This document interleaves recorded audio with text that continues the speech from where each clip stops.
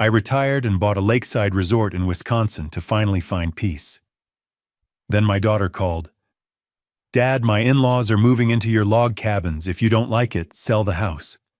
I didn't argue. After they arrived, my house practically became theirs. But they didn't know I had investigated all their fraudulent activities. Soon the battle began. The FBI would be knocking, and I would take it all back. Hello everyone, drop your city or country in the comments. I'd love to know where you're watching from. You heard the hook. My daughter's in-laws wanted my property, and I stayed silent. Why I was 10 steps ahead. Quick note, this is fiction crafted for entertainment. Characters and events are imagined, but the themes might resonate. Let's begin. I signed the papers on a Monday morning in October, sitting across from Dorothy Williams in her small office above the hardware store in Bayfield. The autumn light filtered through old windows, catching dust motes that drifted like lazy thoughts. 39 years of paychecks, 60-hour weeks, missed family dinners, and careful budgeting had come down to this moment, a single signature that transferred $385,000 from my account and made me the owner of the Pinewood Lodge. Dorothy slid the keys across her desk. They were heavier than I expected, brass and worn smooth from decades of use. "It's a beautiful property, Mr. Miller," she said, her voice carrying the practiced warmth of someone who'd closed hundreds of deals. "The Johnsons ran it well for 23 years before they retired. You're getting a piece of Lake Superior history." I closed my fist around the keys, feeling their weight settle into my palm. 39 years as a civil engineer designing highways and bridges that would outlast me by generations. I'd built roads that carried families to their futures, but I'd never had a place of my own that felt like the destination. Until now. The drive from Milwaukee had taken 4 hours, but I'd needed every minute to let it sink in. The retirement party was 3 weeks behind me now. The handshakes, the engraved plaque, the awkward speeches from younger engineers who saw me as a relic from before computer modeling. They meant well, but none of them understood what it meant to draft by hand, to feel the weight of a pencil translating mathematics into something real and solid. I thanked Dorothy and walked back to my truck, a Ford F-150 I'd bought used 12 years ago and maintained with the same methodical care I'd given to everything in my life. The bed was packed with boxes, clothes, books, my grandfather's fishing rods, and a toolbox that had followed me through 3 different firms. Bayfield was quiet this time of year. The summer tourists had long since packed up their kayaks and left the North Shore to locals. I drove through town, slowly taking in the marina where sailboats bobbed in their slips, the apple orchards, heavy with late-season fruit, and the fish houses where commercial fishermen still worked the lake the way their fathers and grandfathers had. I stopped at Linda's Bait and Tackle on the edge of town. The bell above the door announced me with a cheerful jingle. Linda Harris looked up from behind the counter where she'd been organizing lures into a display case. She was probably in her mid-50s, weathered in the way that people who spend their lives near water tend to be tanned skin, laugh lines, hands that knew work. "You must be the new owner of the lodge," she said, smiling. "Dorothy mentioned you'd be coming through." "Sean Miller," I said, extending my hand. "Just signed the papers." "Linda Harris. Been running this place since '87. She wiped her hands on her jeans and shook firmly. "The Pinewood's a good piece of property. You planning to reopen the resort?" "No," I said, surprised by how certain I felt.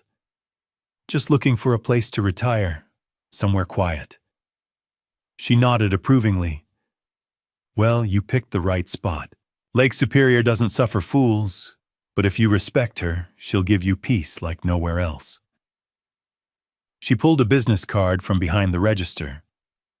"Stop by when you're settled. Best minnows on the North Shore, and I've got tackle that'll put you onto walleye and northern pike." I thanked her and continued north.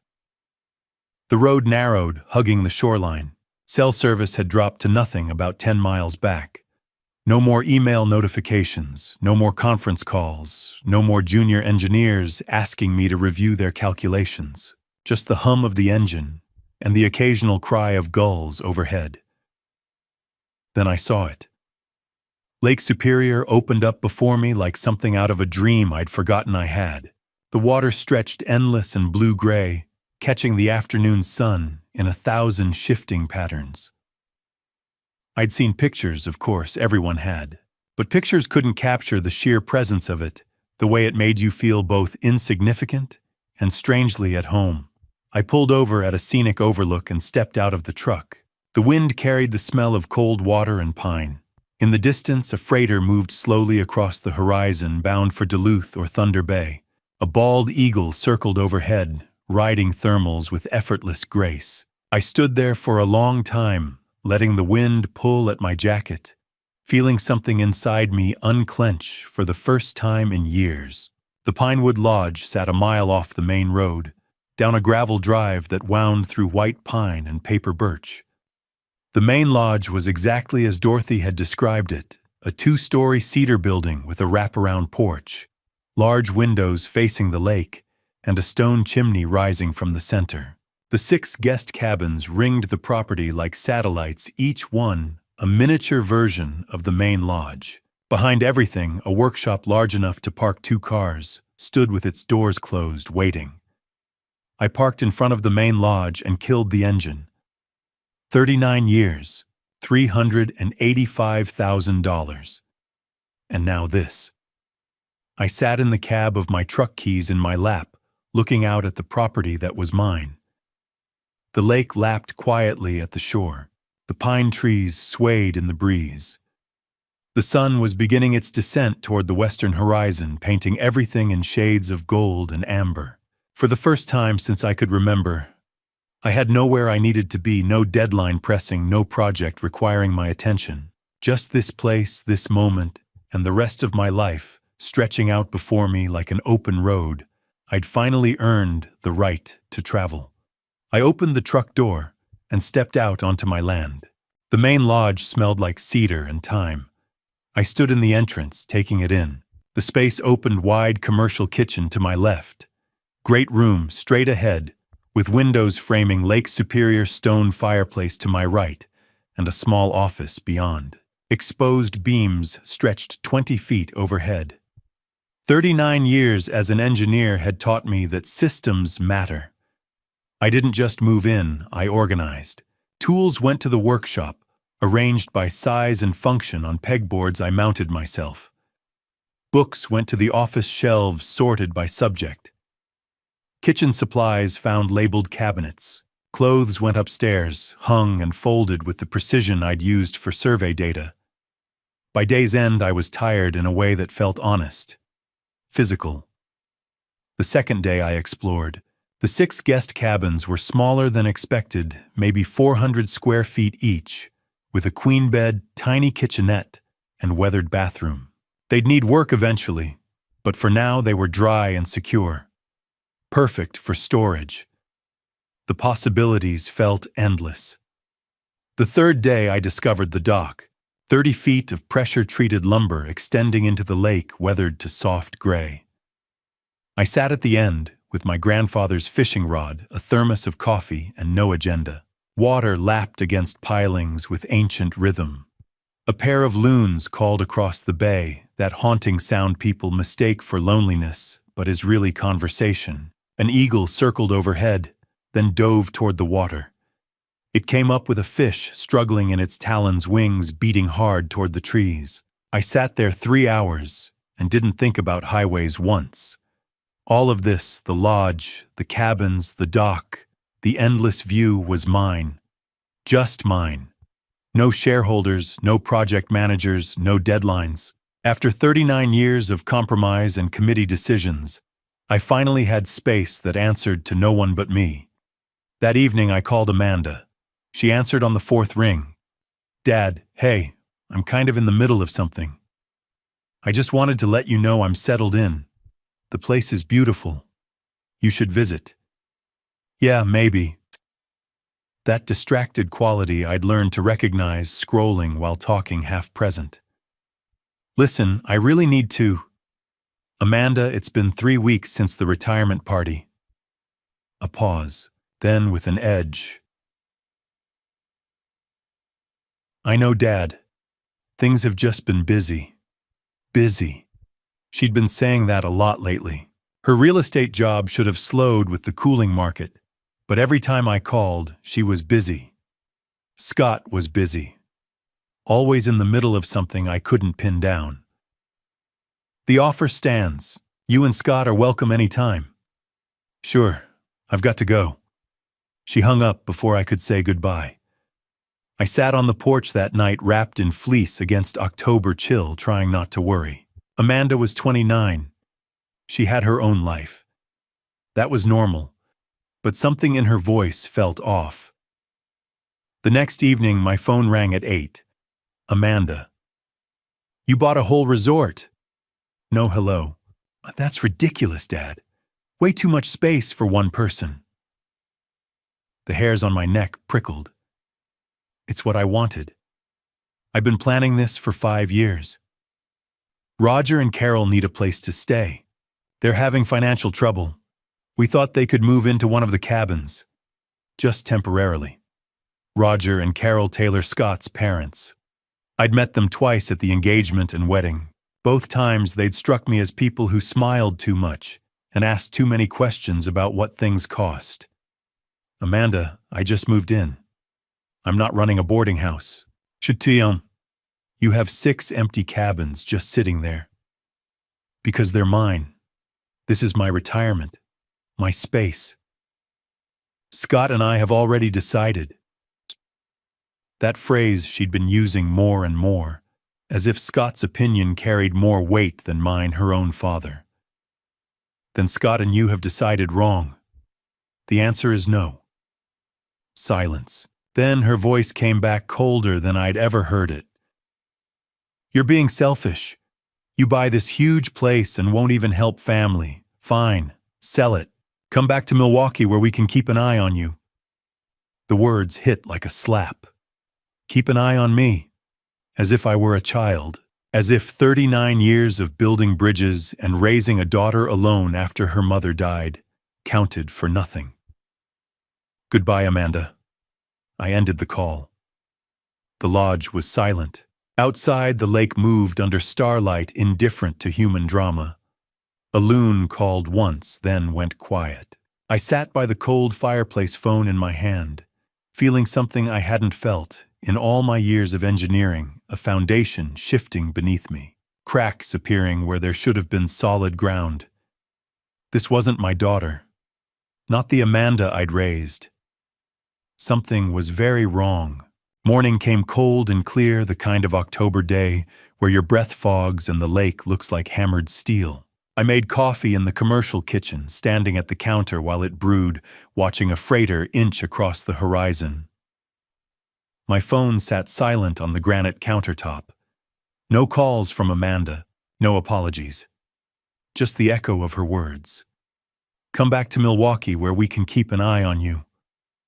I'd spent 39 years solving problems. Bridges that wouldn't collapse, highway interchanges that moved traffic efficiently, drainage systems that prevented flooding. Every problem had a solution if you gathered enough data and applied the right methodology. This was a problem. So I did what engineers do, I researched. By noon, I had 3 browser windows open on my laptop and a legal pad covered in notes. Wisconsin property law was clear. Once you owned property free and clear, which I did, you had absolute right to control who occupied it. There was no such thing as squatters' rights in cases where the owner was actively residing on the property and maintaining it. Adverse possession required years of unchallenged occupation, not weeks. But there were murkier areas. Zoning laws. Commercial versus residential use. The Pinewood Lodge had operated as a business for 23 years. If someone argued, I was still running it commercially, renting cabins, for instance. They might have grounds to claim I was discriminating against family members as potential tenants. I called my insurance agent, a woman named Patricia, who'd handled my renter's policy in Milwaukee for 15 years. "Sean, congratulations on the retirement," she said warmly. "What can I do for you?" "I need to update my policy. The property is a former resort, but I'm using it strictly as a primary residence. I want that documented clearly. No rental income, no guest bookings.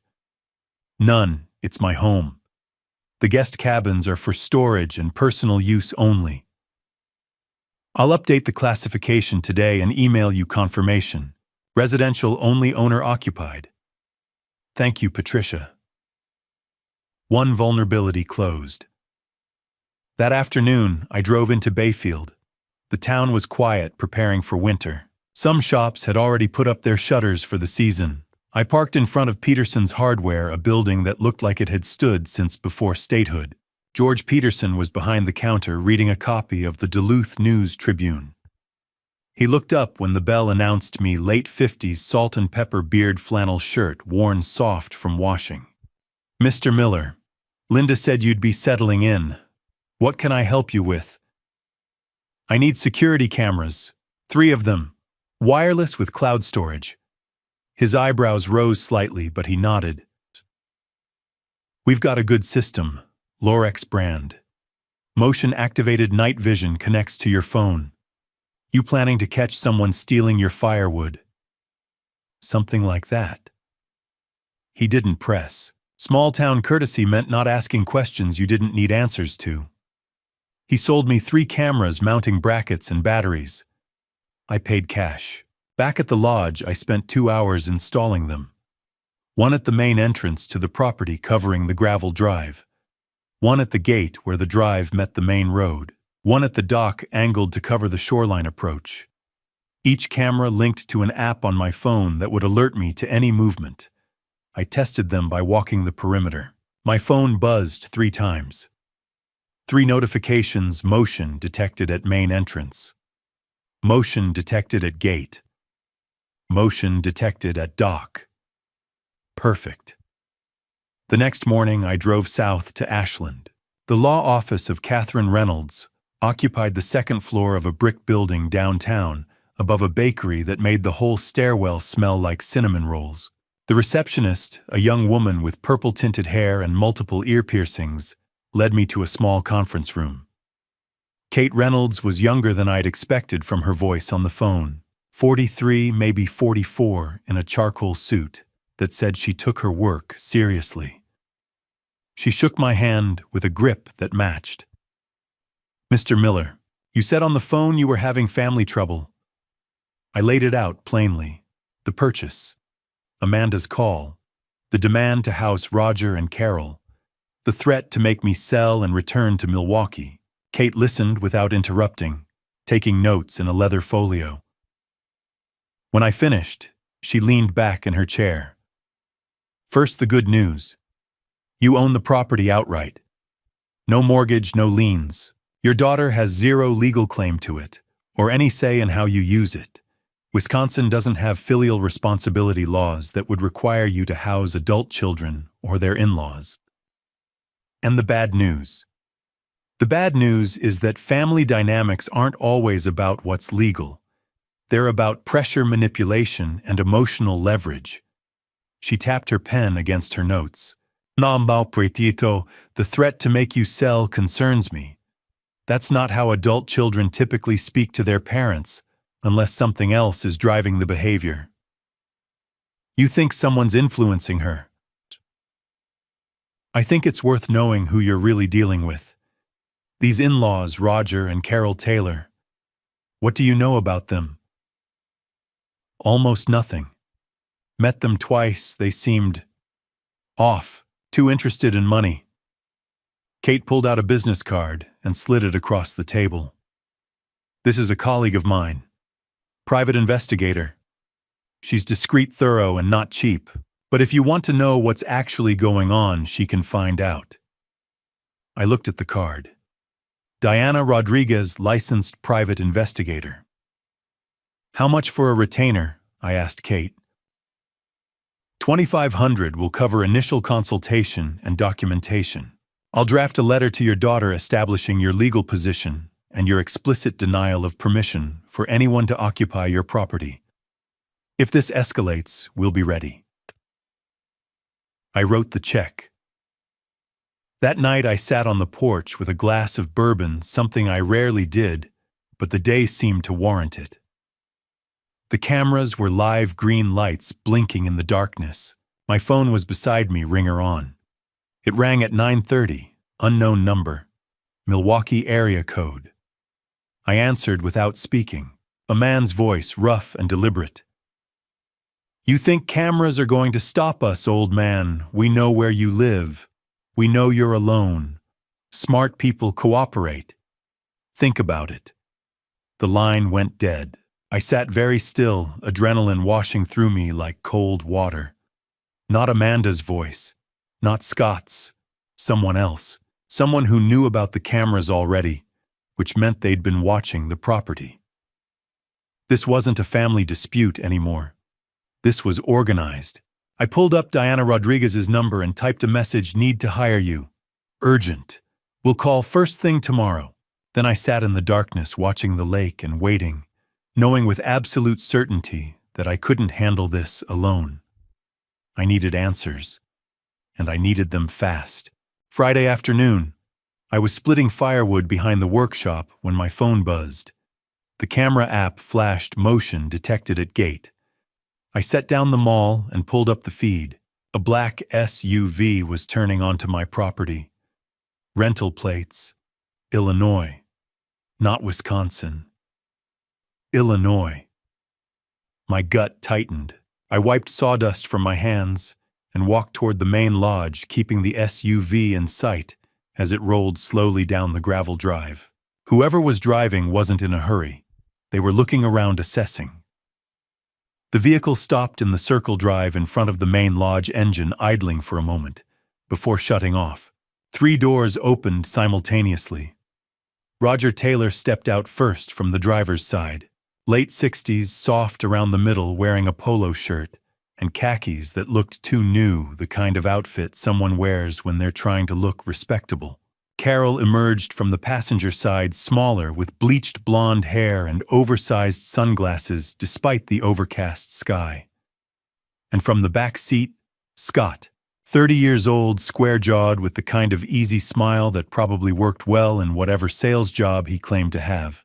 He stretched as he got out, like he'd just arrived at a vacation rental. All 3 of them turned slowly, taking in the main lodge, the 6 guest cabins arranged around the property, the dock extending into the lake. Roger's eyes moved with a predator's calculation, not admiring the view, but inventorying assets. I walked out onto the porch, stopping at the top of the steps. "You're on private property." Roger's face split into a wide smile that didn't reach his eyes. "Sean, good to finally get up here. Amanda said you'd agreed to let us stay for a bit while we sort out our housing situation." "Amanda said no such thing." The smile faltered slightly. "Now I think there's been a miscommunication."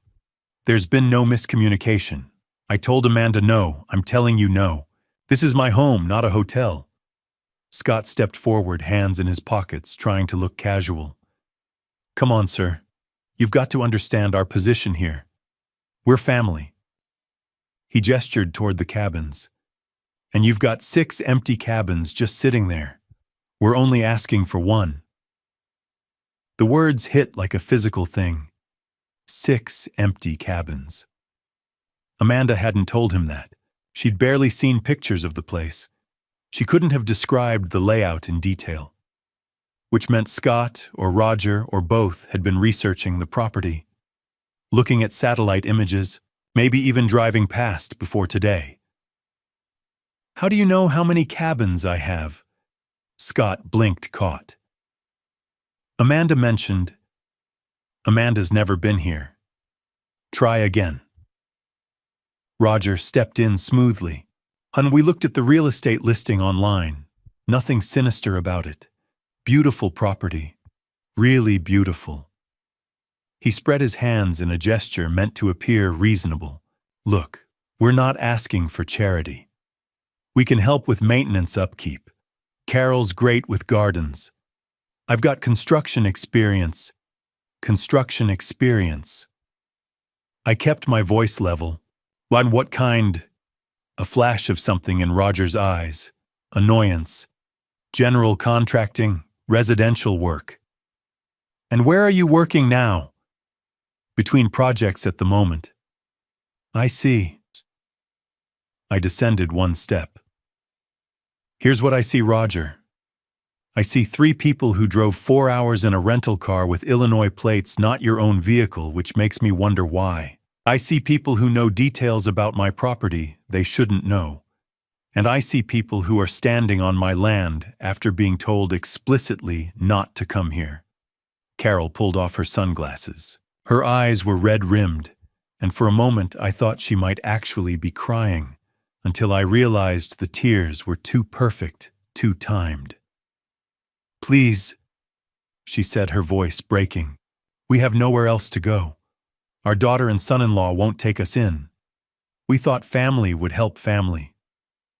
I'm not your family. You're Amanda's father. Carol's voice rose, the tears flowing now.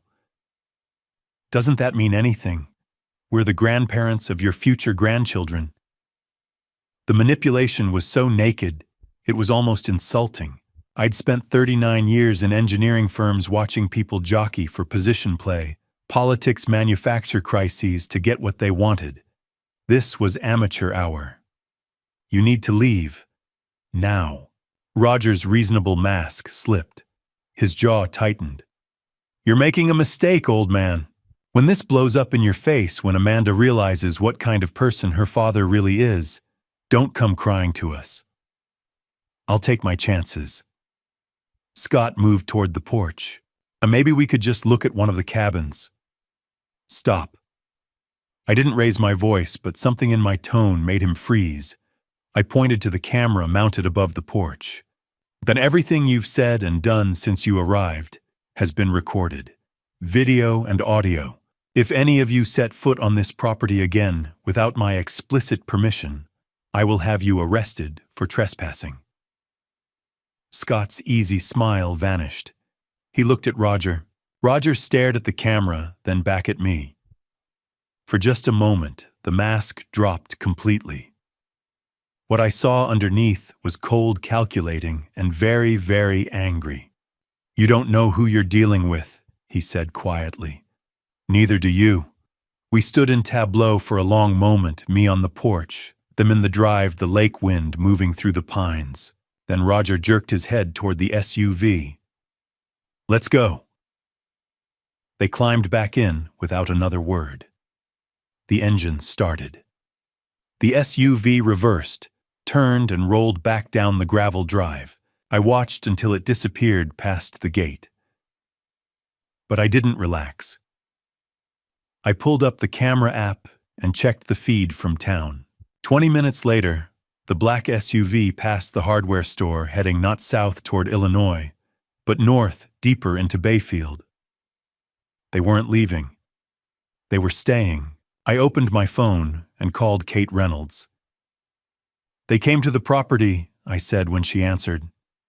All 3 of them made threats. I've got it on camera.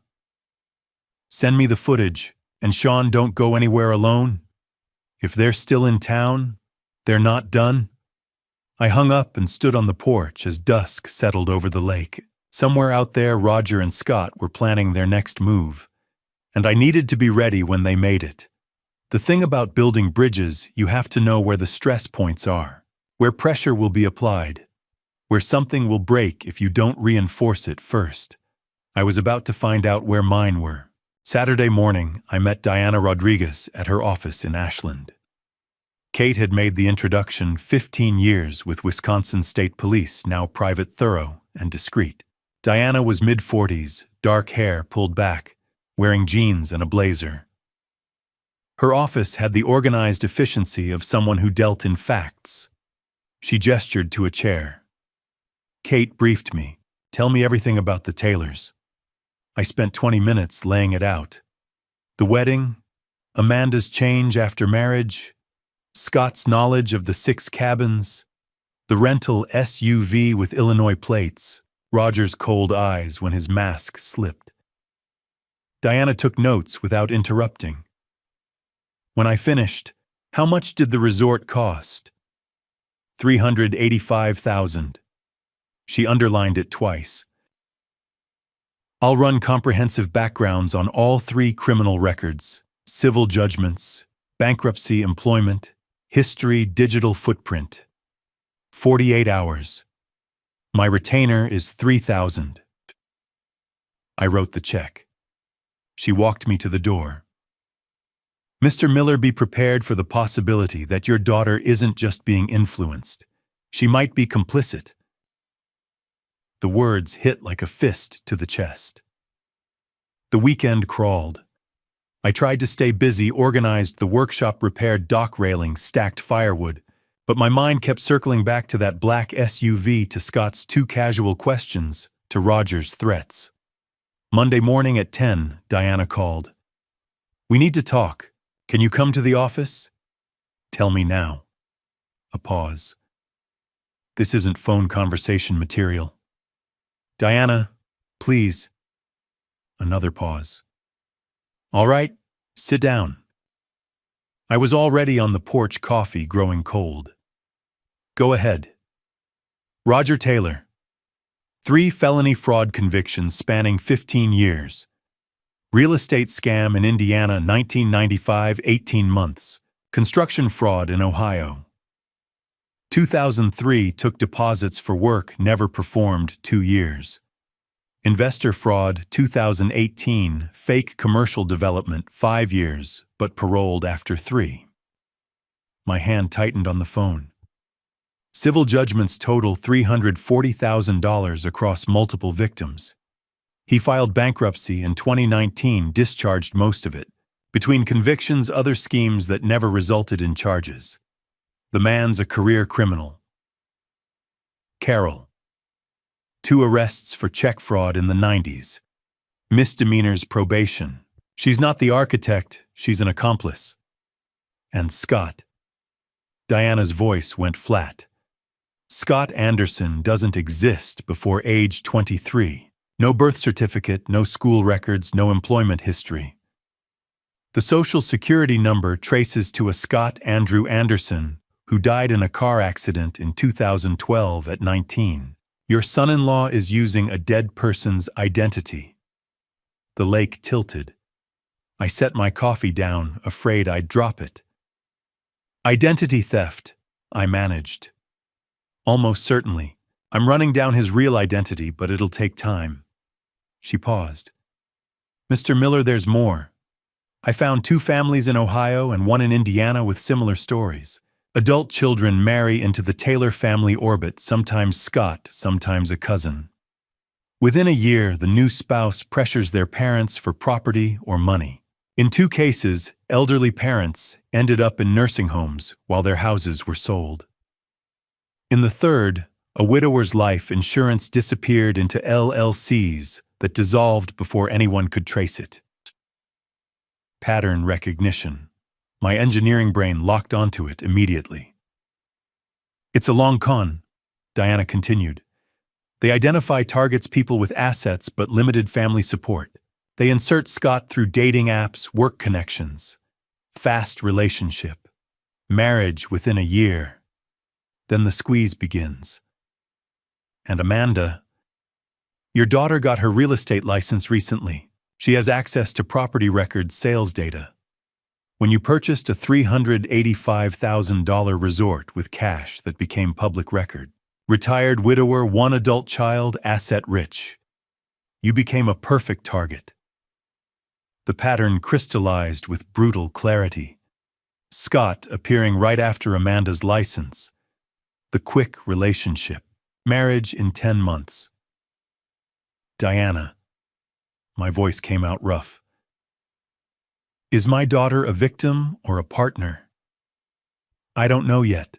With your permission, I'll start financial forensics on Amanda and Scott's accounts, credit cards, spending patterns. If she's being manipulated, the data will show it. If she's complicit, she let that hang. Do it, whatever it costs. I'll have preliminary results in a week. Mr. Miller, I'm sorry. No, it's what I needed to know. We hung up. I sat on the porch for a long time, phone in my lap. A pair of loons floated past, their haunting call, sounding mournful now, instead of peaceful. My daughter had married into a criminal enterprise. Whether she knew it or not, whether she'd been seduced or recruited, she'd become a weapon aimed at me. $385,000. 39 years of saving.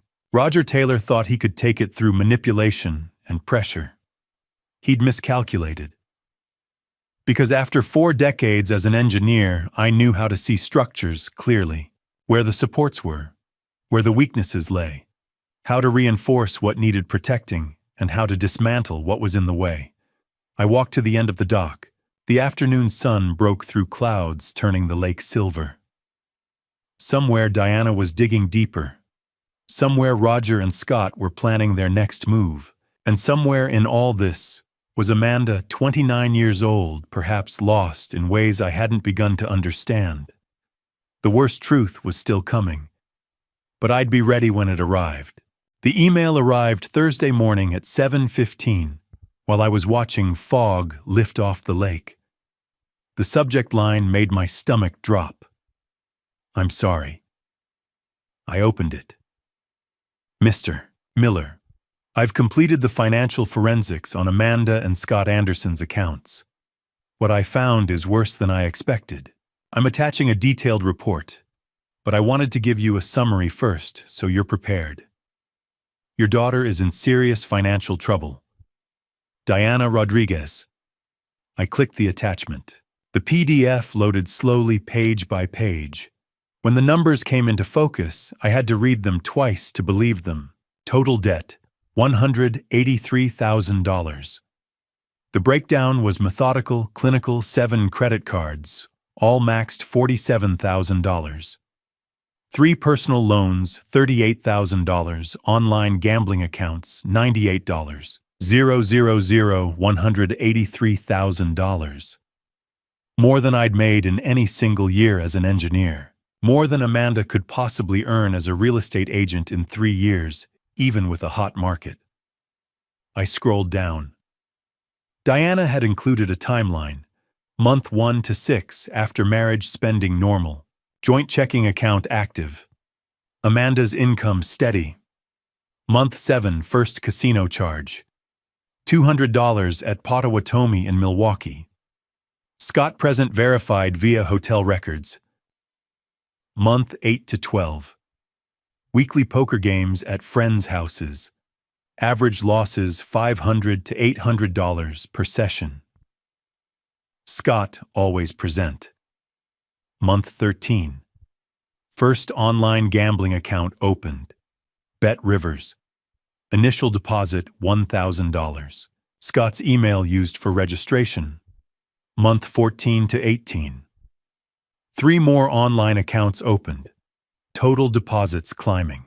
Amanda's real estate income diverted entirely to gambling and minimum payments on growing credit card debt.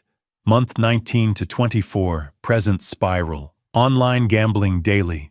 Total losses now $98,000. Personal loans taken to cover credit card minimums.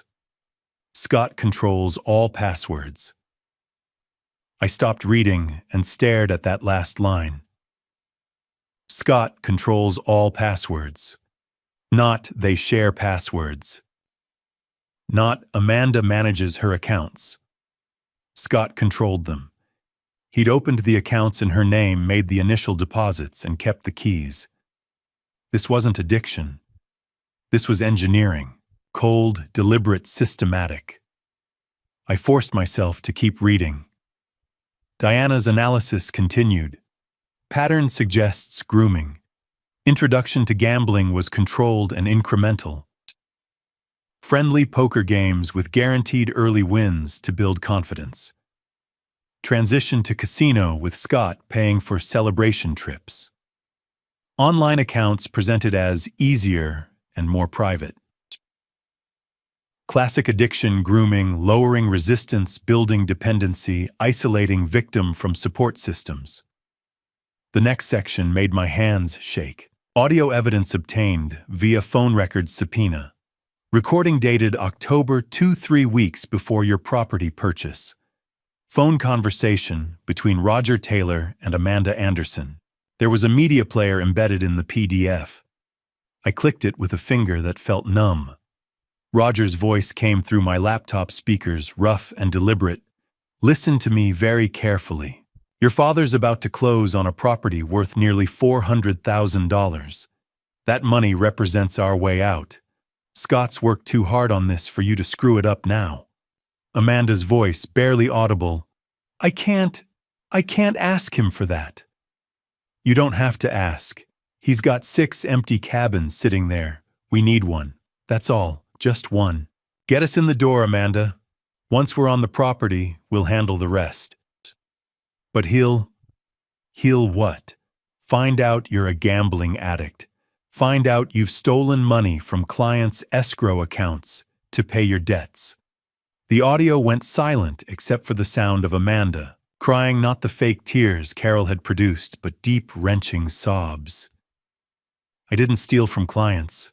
I borrowed. I was going to pay it back. Borrowed. Roger's laugh was ugly.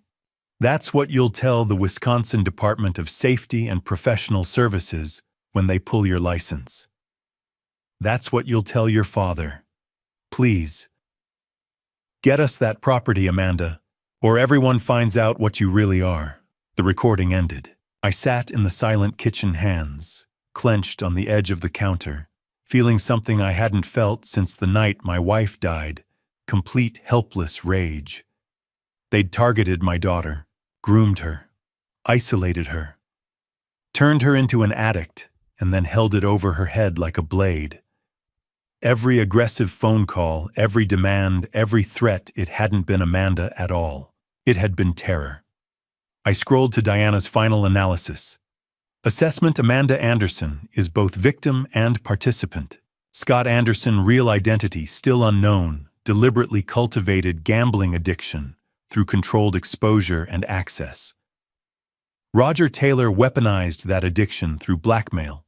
Amanda's recent aggressive behavior towards you represents panic, not malice.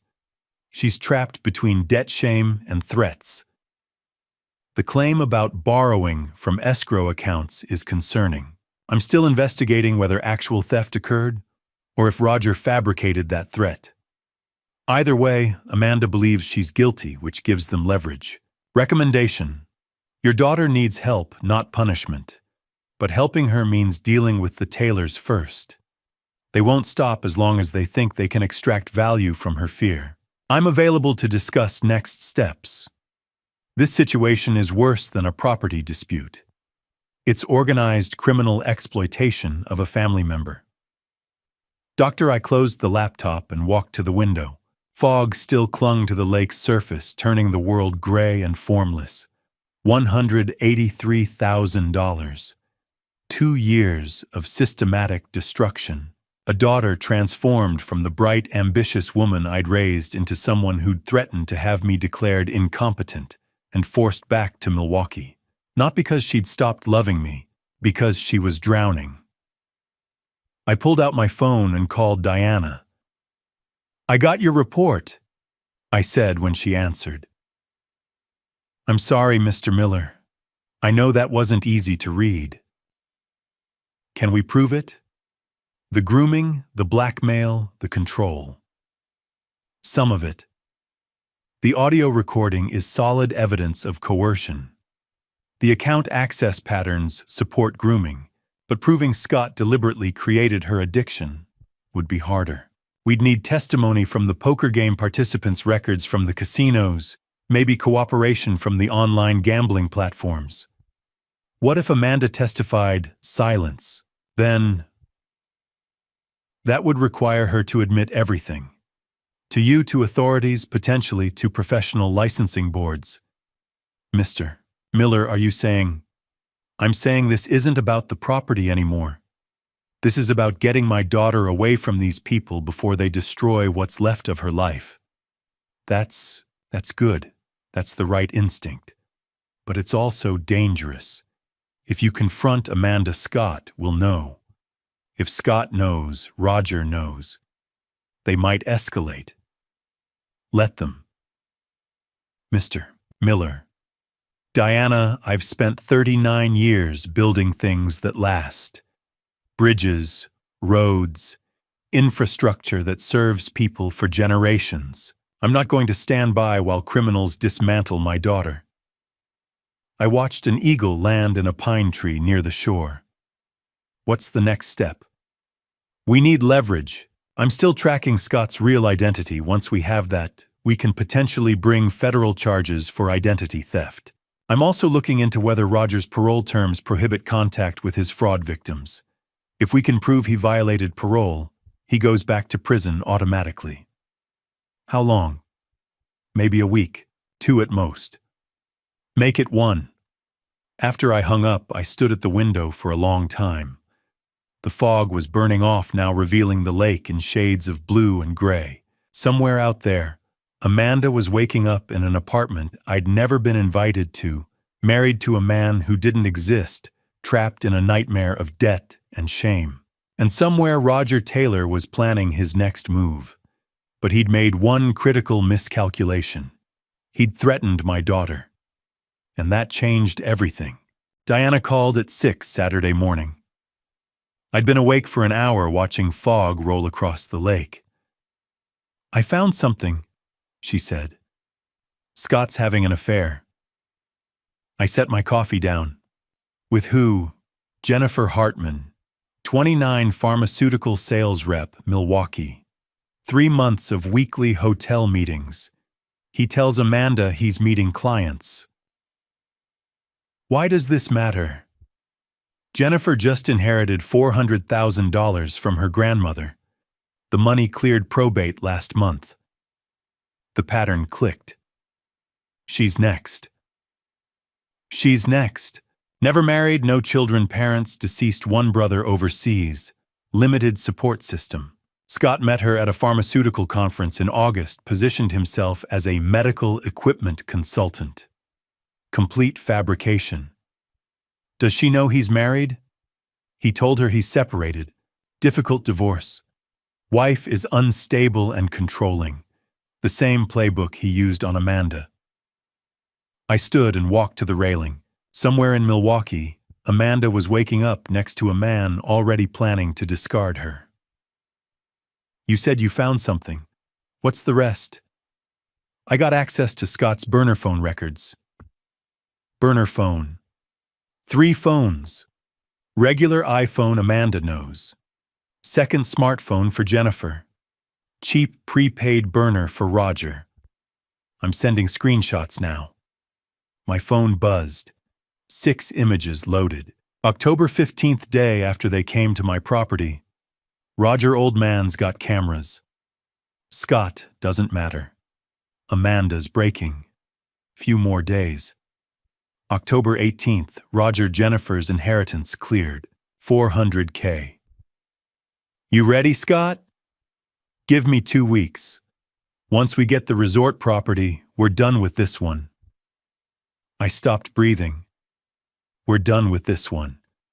Not Amanda. Not my wife. This one, like inventory, a tool to discard. Next message, October 20th. Scott father-in-law's suspicious. Might need to accelerate. Roger, can you get Amanda to sign power of attorney? Scott, maybe. She's desperate. Tell Carol to make another crying call. October 21st, Scott. She tried calling him. He didn't answer. I told her he's rejecting her because he's selfish. She's angry now. Anger's good. We can use that. They weren't just exploiting Amanda. They were orchestrating her emotions, driving wedges between us, turning her anger toward me. Final screenshot. Yesterday, Roger, what's your read? Scott Oldman's tougher than expected. PI Cameras lawyer. Might need to pivot. Roger, to what Scott? Jennifer's got $400,000 liquid. Less hassle than real estate. Cut losses on Amanda and move. Roger, she could talk. Scott, she won't. Too much to lose. License, reputation, gambling debts. She's trapped. Roger, fine. But don't burn the bridge completely. Might be useful later. I closed the screenshots and stared at the lake until my vision cleared. 39 years building infrastructure taught me to see systems, how forces moved, where pressure accumulated, how to identify the critical failure point before collapse. This was a system. Roger was the architect. Scott was the operative. Amanda was the access point they'd compromised. But systems could be dismantled. "Diana," I said, voice steady, "send me everything. Every document, photo, text, message. Organized chronologically." "What are you planning?" "I'm going to Milwaukee." "Mr. Miller, I'm not asking permission. My daughter needs to see what she's married to. She needs to see it clearly all at once before Scott can spin it or Roger can threaten her." I opened my laptop. "How fast can you compile everything?" 2 hours. "But if you confront her and Scott's there, then Scott will see me coming. That's fine." Silence. "Then, you sound different." "I am different. Thursday I was defending property. Now I'm extracting my daughter from a criminal enterprise. Just be careful." "So am I. They just haven't figured that out yet." I'd say by 8 o'clock, Diana's compilation arrived. 143 pages of evidence. Financial forensics, timeline analysis, burner phone screenshots, surveillance photos of Scott and Jennifer. I printed everything and arranged it in a 3-ring binder tabbed by category. By 9 o'clock, I was in my truck heading south on Highway 13 toward Milwaukee. 4 hours to think about what I'd say when I knocked on Amanda's door. How to show her the truth without breaking her completely. How to pull her out without triggering final collapse. The October sky was sharp and blue, the kind of day that promised winter, but hadn't delivered it yet. I didn't know what would happen in Milwaukee, but I knew I couldn't wait another day. My daughter was trapped in a nightmare, and I was going to wake her up. I knocked on Amanda's apartment door at 8 Monday morning. The building was generic Milwaukee beige, siding-numbered parking spots, the smell of someone's breakfast drifting through thin walls. I'd never been here before. Amanda had never invited me. The door opened on the 3rd knock. For a moment, I didn't recognize my own daughter. Amanda had always been slender, but this was something else. Her collarbones jutted sharp beneath a wrinkled t-shirt. Her face was gaunt eyes sunken deep with dark circles that spoke of weeks without real sleep. Her hair hung limp and unwashed. When she saw me, her hand trembled on the doorknob. "Dad." Her voice was barely a whisper. "What are you?" "We need to talk."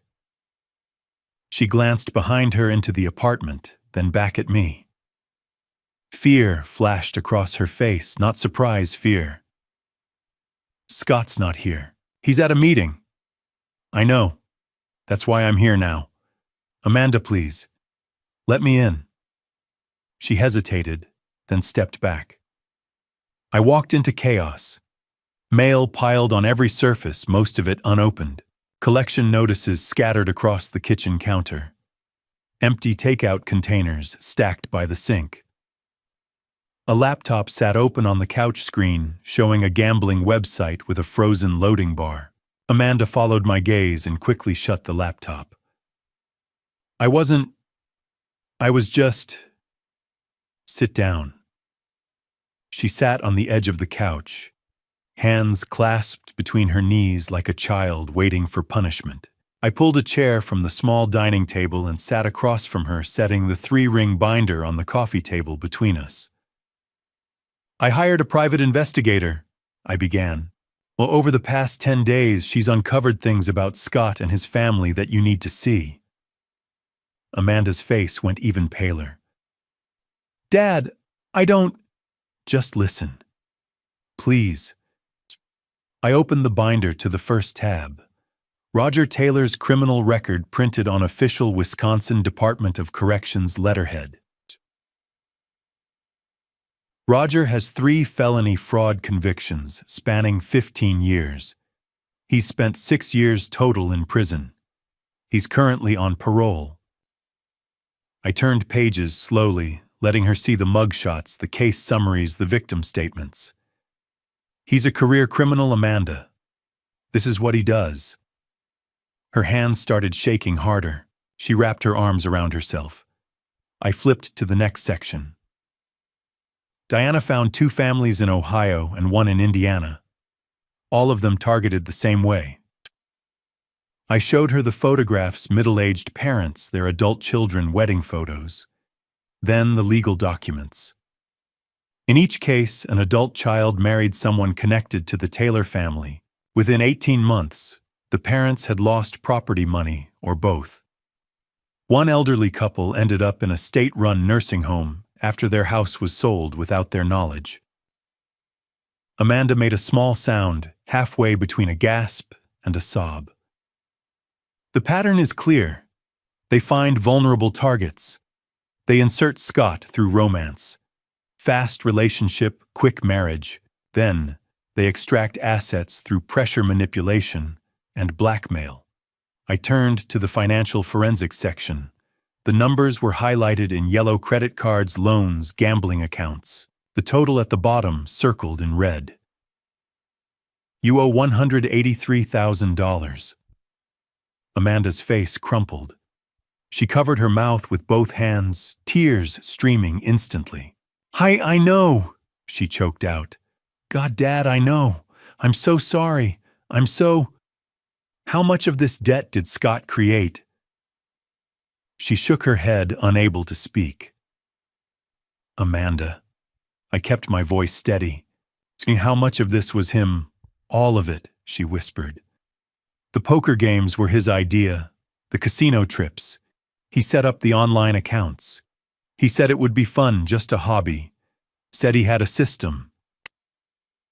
She was sobbing now, words tumbling out between gasps. But I kept losing, and he kept saying one more time, one more bet, we'd break even. And then it was too much. And I couldn't stop, and I couldn't tell you because you'd be so disappointed. I'm not disappointed. Amanda, look at me. She raised her head, mascara-streaked face, devastated. You're not the villain here. You're the victim. Scott targeted you deliberately. Roger groomed you through Scott. They manufactured this debt to control you.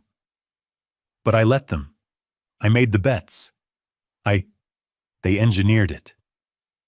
I flipped to the surveillance photos. Scott and Jennifer Hartman entering the Brookfield Marriott, kissing in the parking lot, her hand on his chest.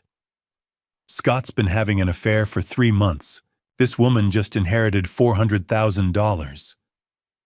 Amanda stared at the photos like they were written in a language she didn't understand. I showed her the burner phone texts, the ones about cutting losses, the one that called her this one, the messages coordinating her emotional manipulation. You were never his wife. You were phase 1 of a con. He married you to get access to me and my assets. When that didn't work fast enough, he started setting up his next target. I tapped the photo of Jennifer. She's next, and after her, there will be someone else. Amanda's breathing had gone shallow and rapid. She was staring at the texts, reading them over and over. Her lips moved silently, forming the words, done with this one. He was never going to stay. Roger's plan was to pressure me into giving them property or money, then disappear. Scott would divorce you, blame the gambling, take whatever remained, and move on to Jennifer with a clean slate. I thought he loved me. Her voice was so small. When we met, he was so kind, so interested in everything I said. He made me feel special, understood, like you'd finally found someone who saw you.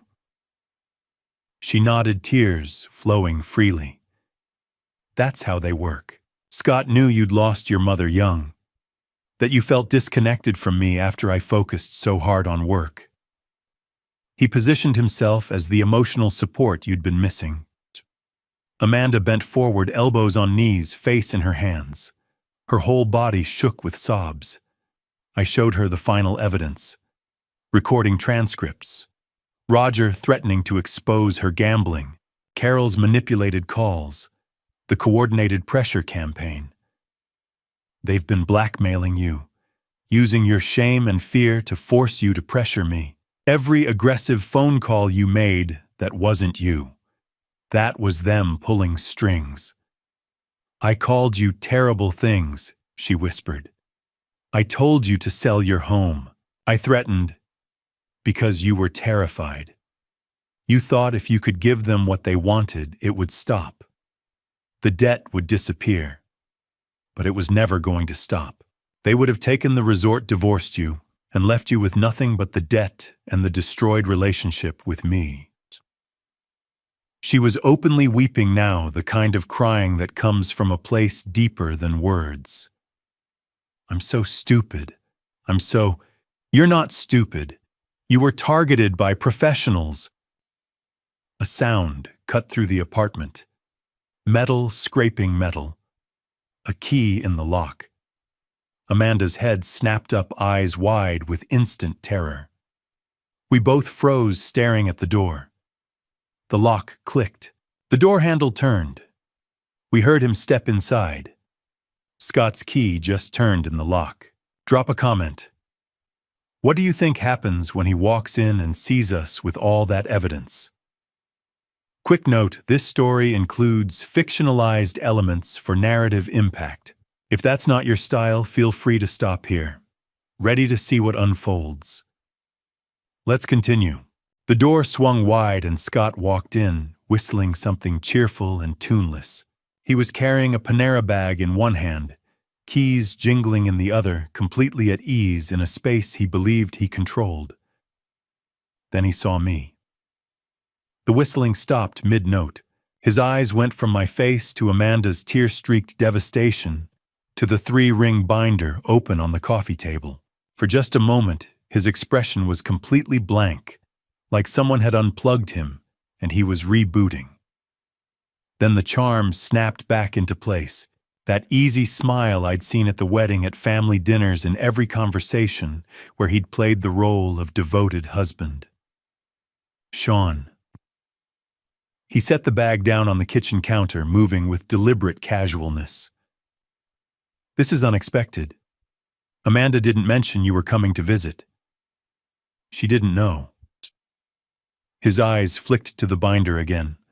From this angle, he couldn't see what was inside, but he was calculating. I could see it in the tension around his mouth, the way his hand stayed near his phone. Well? He spread his hands in a gesture meant to appear welcoming. It's good to see you. How's the resort getting settled in? Okay.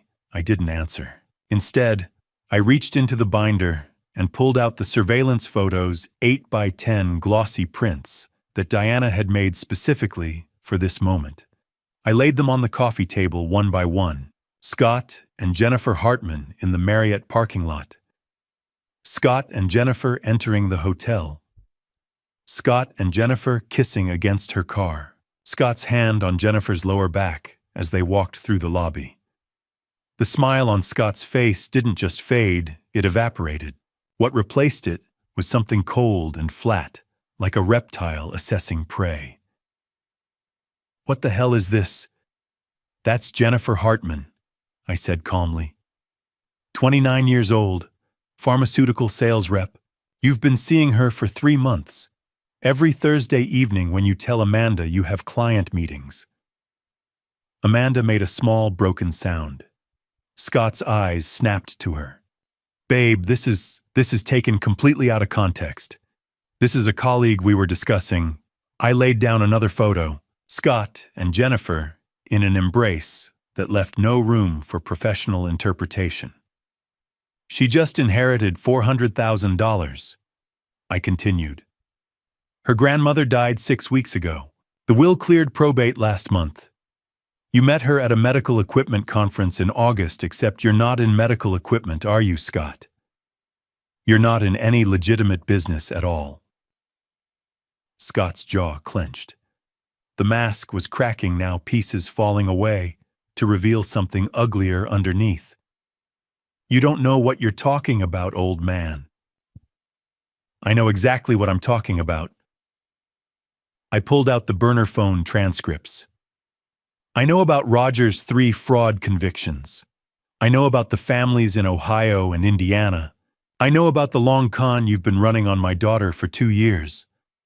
Scott stared at the transcripts, at the texts calling Amanda this one, at the messages about cutting losses and moving on to Jennifer.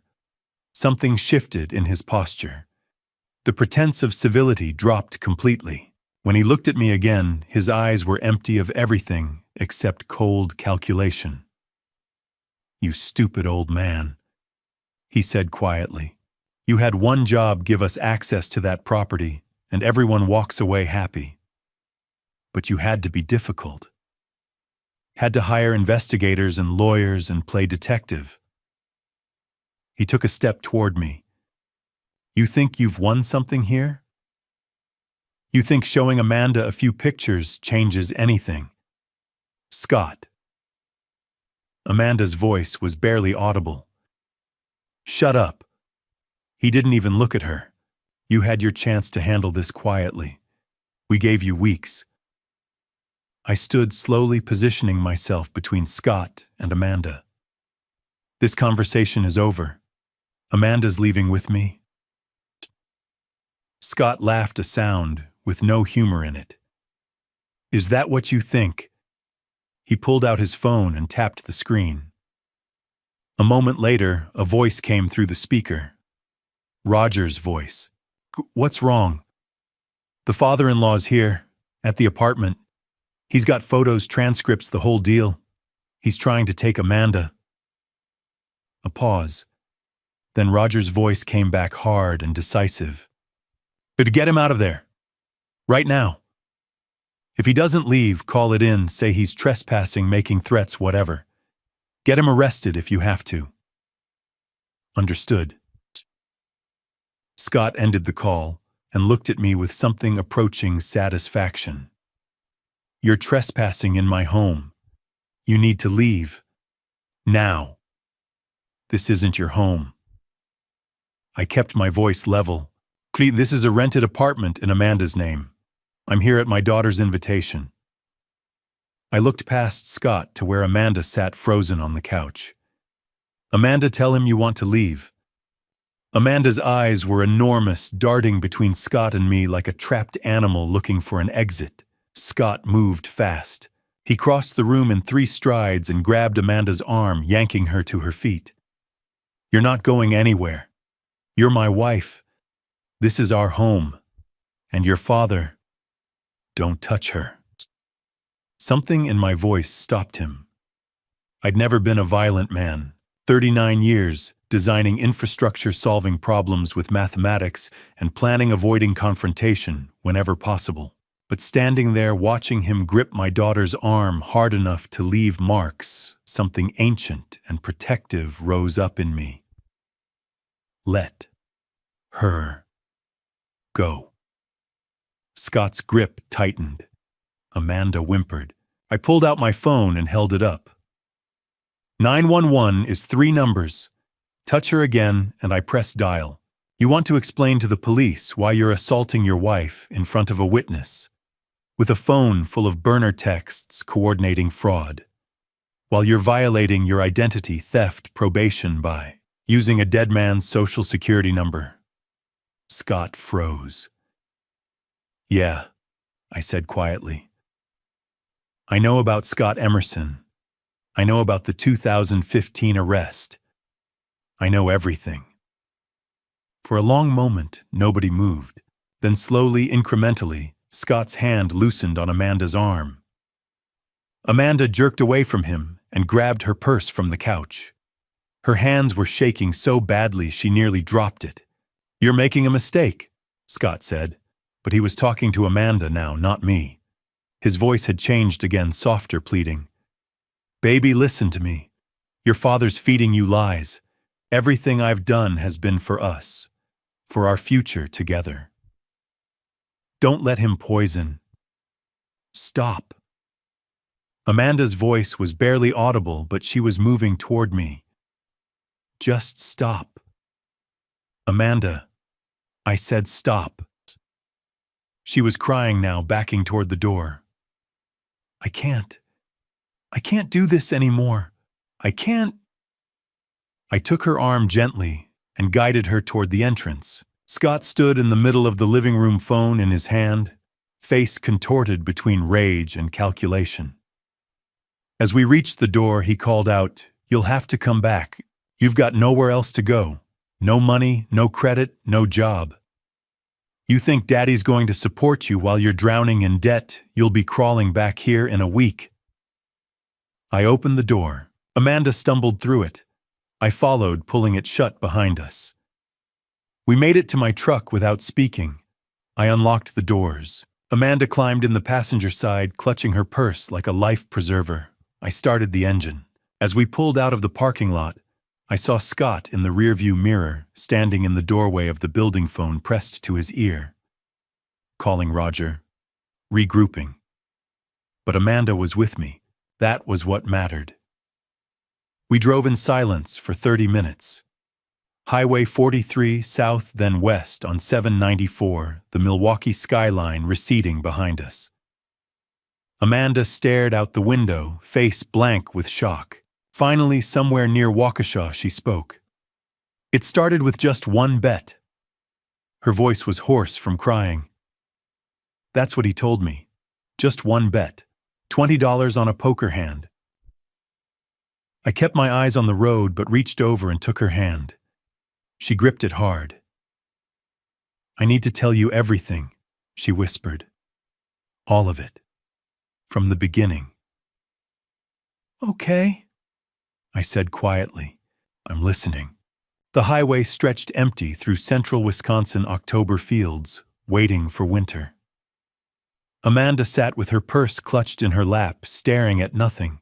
It started with just one bet, she said, voice barely above a whisper. $20 at a poker game. Scott's colleagues. I didn't know any of them. He gave me the money and said it would be fun. I kept my eyes on the road, every muscle tense with the effort of listening. I won that first hand. Everyone congratulated me, and it felt good, like I belonged. Scott was so proud. That's my girl, natural card player. So I played another hand, and another. Highway 43 became 57, cutting northwest toward Lake Superior.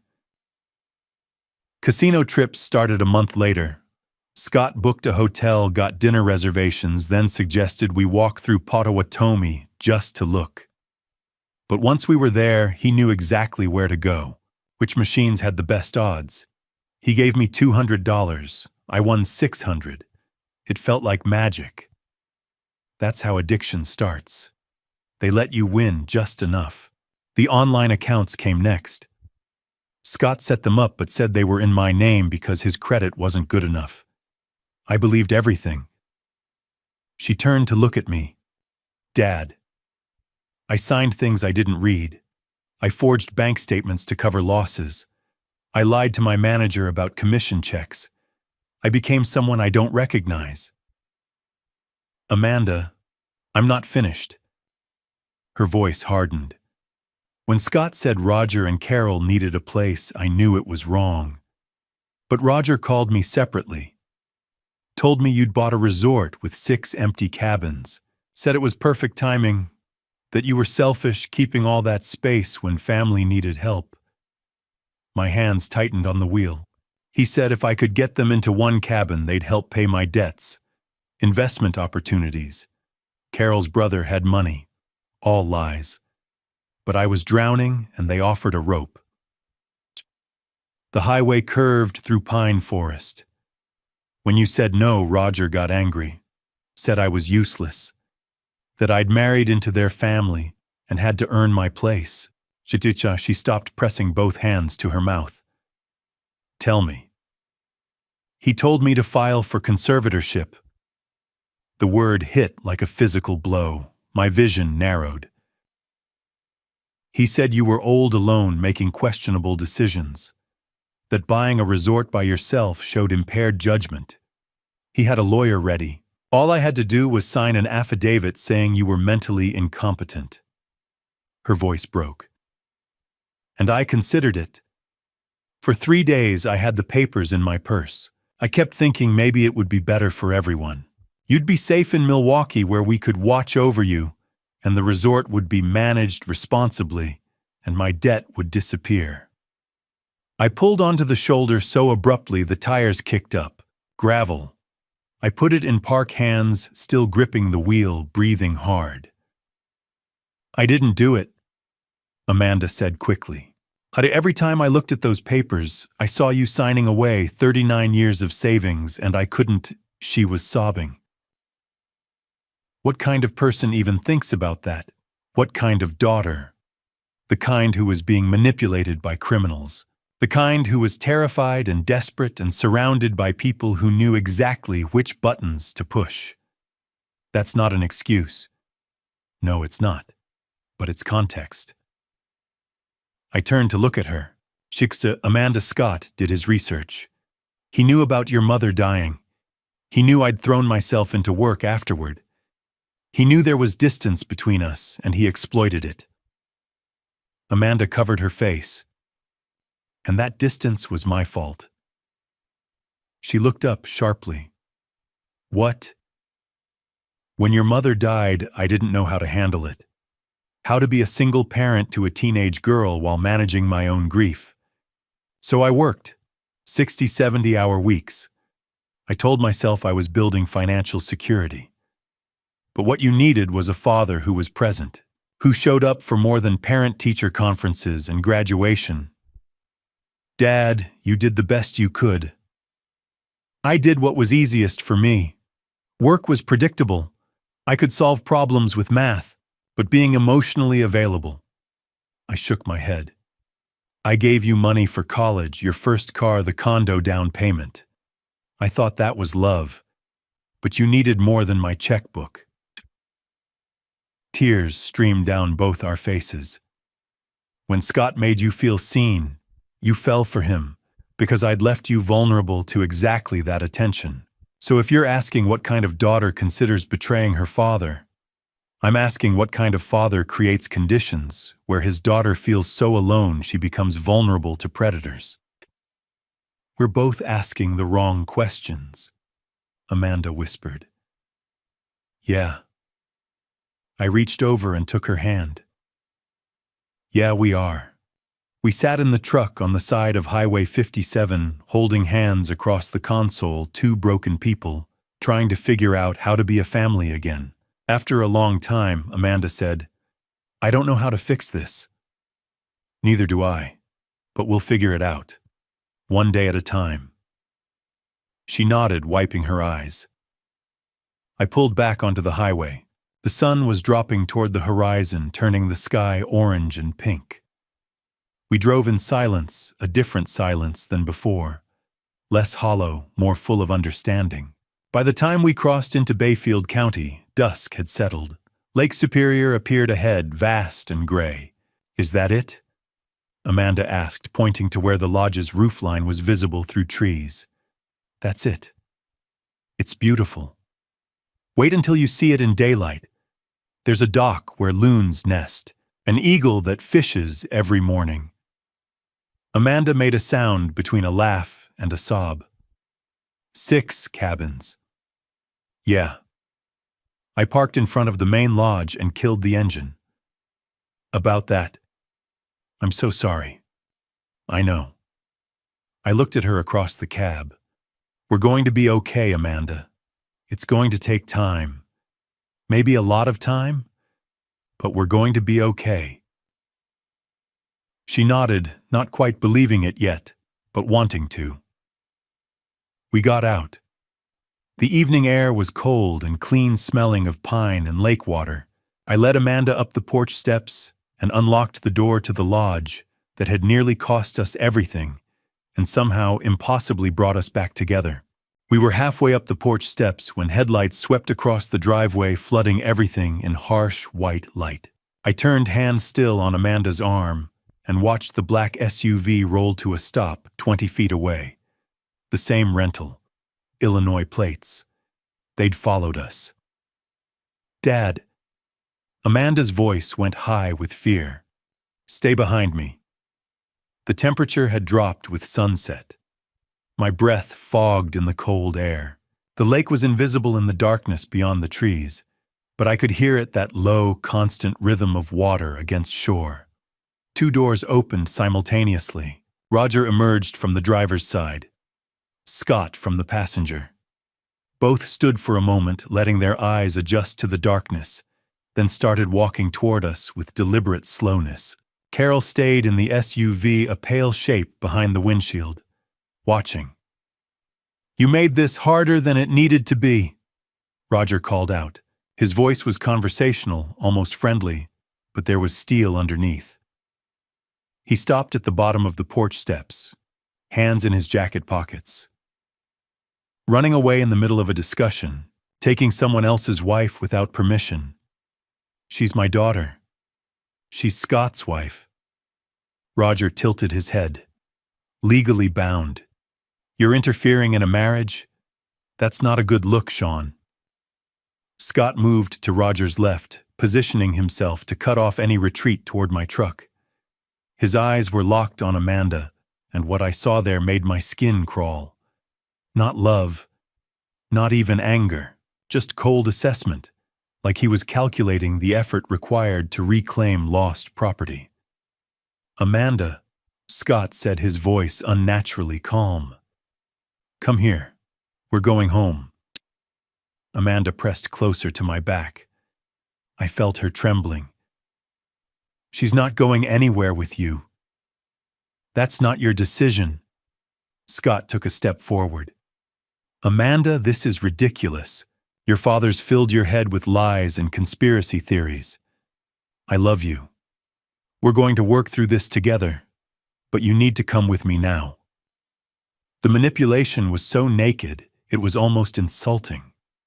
The same voice he'd probably used 100 times, reasonable, concerned, loving. But standing in the darkness with his mask already cracked, it just sounded hollow. I'm staying with my dad. Scott's jaw tightened. Don't make this difficult. The only thing difficult here, I said evenly, is that you're trespassing on my property. You need to leave. Now. Roger laughed, a short, ugly sound. Your property. Right. See, that's the problem, Sean. You've got this whole place to yourself. 6 cabins sitting empty while family needs help. That's not how things work. Actually, that's exactly how private property works. Is it? Roger's smile didn't reach his eyes. Because from where I'm standing, you're an elderly man living alone in an isolated location. No neighbors for a quarter mile. No cell service unless you're up on the ridge. Anything could happen out here, and nobody would know for hours. The threat was explicit now. Amanda made a small sound of fear. I pulled out my phone. I'm calling the sheriff. Don't do that, Roger's voice went flat.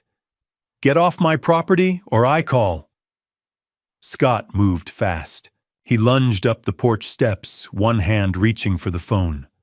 I tried to pull back, but he was younger, faster. His fingers closed around my wrist and twisted hard. Pain shot up my arm. The phone slipped from my grip and clattered down the steps. Scott! Amanda screamed. I shoved him backward with my free hand. He stumbled but didn't fall, then came at me again. This time I was ready. I blocked his arm and pushed him hard in the chest.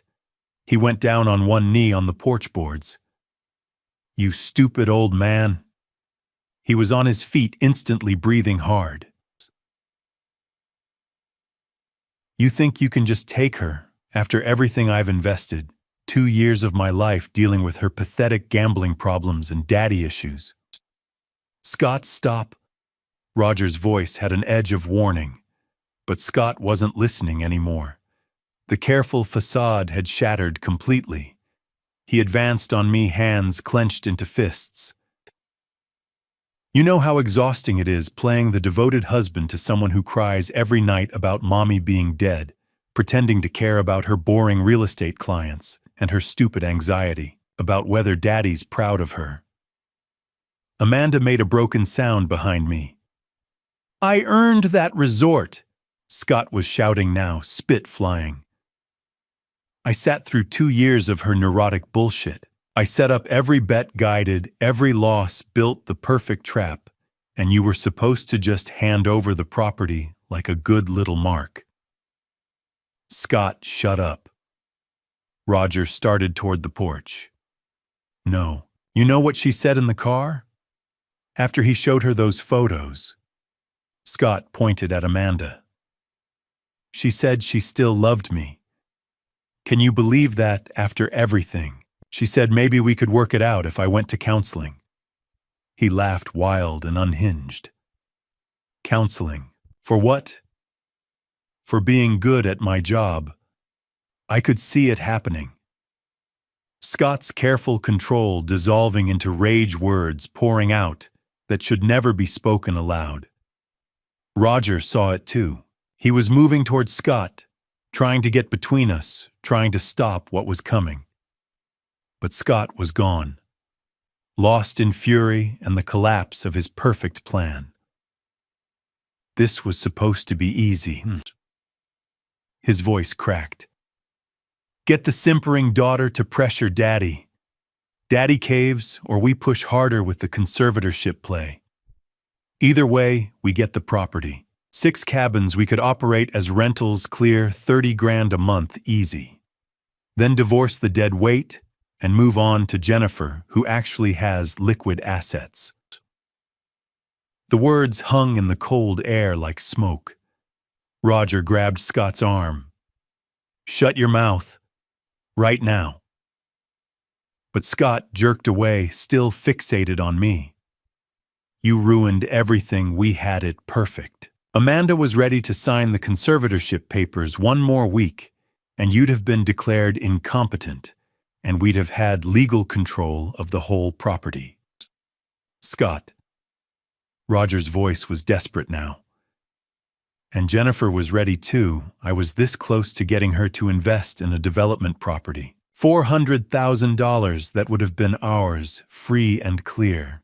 He was almost shouting now. But you had to hire investigators and lawyers and play detective. Roger yanked Scott backward, hard enough to spin him around. I said, shut up. For a moment they stood there, Roger gripping Scott's jacket, both of them breathing hard. In the sudden silence, I could hear Amanda crying softly behind me. Then from somewhere down the driveway, a different sound cut through the night. Sirens. Scott, Roger, and Carol are in custody. Amanda collapsed. Comment your thoughts. Is this truly over or is more coming? Reminder, this blends real themes with fictionalized scenarios. If it doesn't resonate, this is a good stopping point. Want to see what happens next? Stay with me. Scott was still shouting, the words pouring out in a torrent he couldn't stop. You think I could actually love someone like her? He jabbed a finger toward Amanda. 2 years of listening to her whine about her dead mother and her emotionally distant father. 2 years of pretending to care about open houses and mortgage rates. He laughed wildly. Just this is business. It's always been business. Scott stopped talking. Roger grabbed his arm again, but Scott shook him off. No, he wants to know what we were planning. I'll tell him. Scott turned back to me, eyes wild. 6 cabins, prime lake, superior location. We rent them out peak season at $300 a night minimum. That's $54,000 in July and August alone. Add spring and fall weekends, we're clearing $70,000, $80,000 a year in pure profit. And what about me? I asked quietly. High in this plan of yours. Scott's laugh was ugly. Once we had conservatorship, you'd be in some nice managed care facility in Milwaukee. Memory care, they call it. Doesn't matter if you actually have dementia once you're declared incompetent. It's hard to fight your way out. We'd have been managing your assets for your own good, while you drooled in front of a TV somewhere. Amanda made a sound like something breaking. And her, I gestured to my daughter. What happened to Amanda in this plan? Amanda was phase 1, access point to you and your money. Scott's voice was flat, now emotionless. Once we had the property locked down and Jennifer's $400,000 secured, I'd file for divorce. Blame it on her gambling addiction, which is documented, by the way. She'd get nothing in the settlement because she's the one with the debt and the problem. Clean break, move on. You're insane, Amanda whispered. I'm practical. Scott's smile was cold. Your father was a mark. A lonely widower with assets and a vulnerable daughter. Roger found you through your real estate license database, new agent, single mother, deceased. Perfect profile. I did the rest. From behind me, a woman's voice cut through the darkness. Keep talking. This is excellent. We all turned.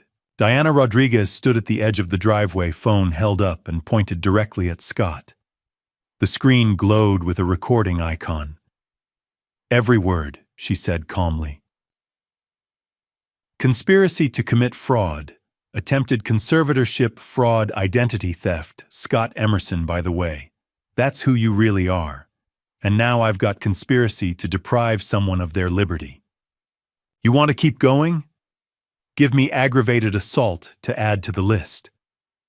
Scott's face went white. The sirens were louder now. Red and blue lights flickered through the trees. You called them, Roger said, looking at me with something between rage and disbelief. I held up my wrist, showing the smartwatch I'd been wearing since Milwaukee. SOS button. Activated it the moment your SUV pulled in. Diana got a text alert. Sheriff's Department got an automated call with GPS coordinates. 2 Bayfield County Sheriff's vehicles came down the drive, lights blazing. 4 deputies emerged, hands on their weapons. Bayfield County Sheriff's Department, nobody move. Everything happened fast after that. Scott looked at the deputies, at Diana still recording, at me and Amanda on the porch. Then he bolted straight into the woods, crashing through underbrush in the darkness. "Runner in the woods!" one deputy shouted. 2 of them took off after him with flashlights. Roger put his hands up slowly. This is a misunderstanding. We were just having a family discussion. Sir, step away from the vehicle and put your hands on the hood. Carol finally got out of the SUV, already crying. We didn't do anything. We were just trying to help. Ma'am, hands where I can see them. Diana walked over to the senior deputy, a woman in her 50s with sergeant stripes. Diana Rodriguez, licensed investigator. I've been working this case for 10 days. I have recordings, financial records, and I just captured a full confession on video. The sergeant nodded. We'll need all of it. From the woods came shouts, then the sound of someone crashing through branches. The 2 deputies emerged, dragging Scott between them. His jacket was torn, face scratched from branches, and he was screaming about police brutality and illegal arrest. Scott Emerson, the sergeant said, approaching him. Also known as Scott Anderson. You're under arrest for criminal trespass assault. She gestured at me. And we'll be adding quite a bit more once we review that recording. You have the right to remain silent. This is illegal. You can't. Sir, I strongly suggest you exercise that right to remain silent. They cuffed him. Then Roger. Then Carol, who was still sobbing about how they were good people, they'd never hurt anyone. This was all a terrible mistake. All 3 were loaded into the vehicles. The sergeant came over to me and Amanda on the porch.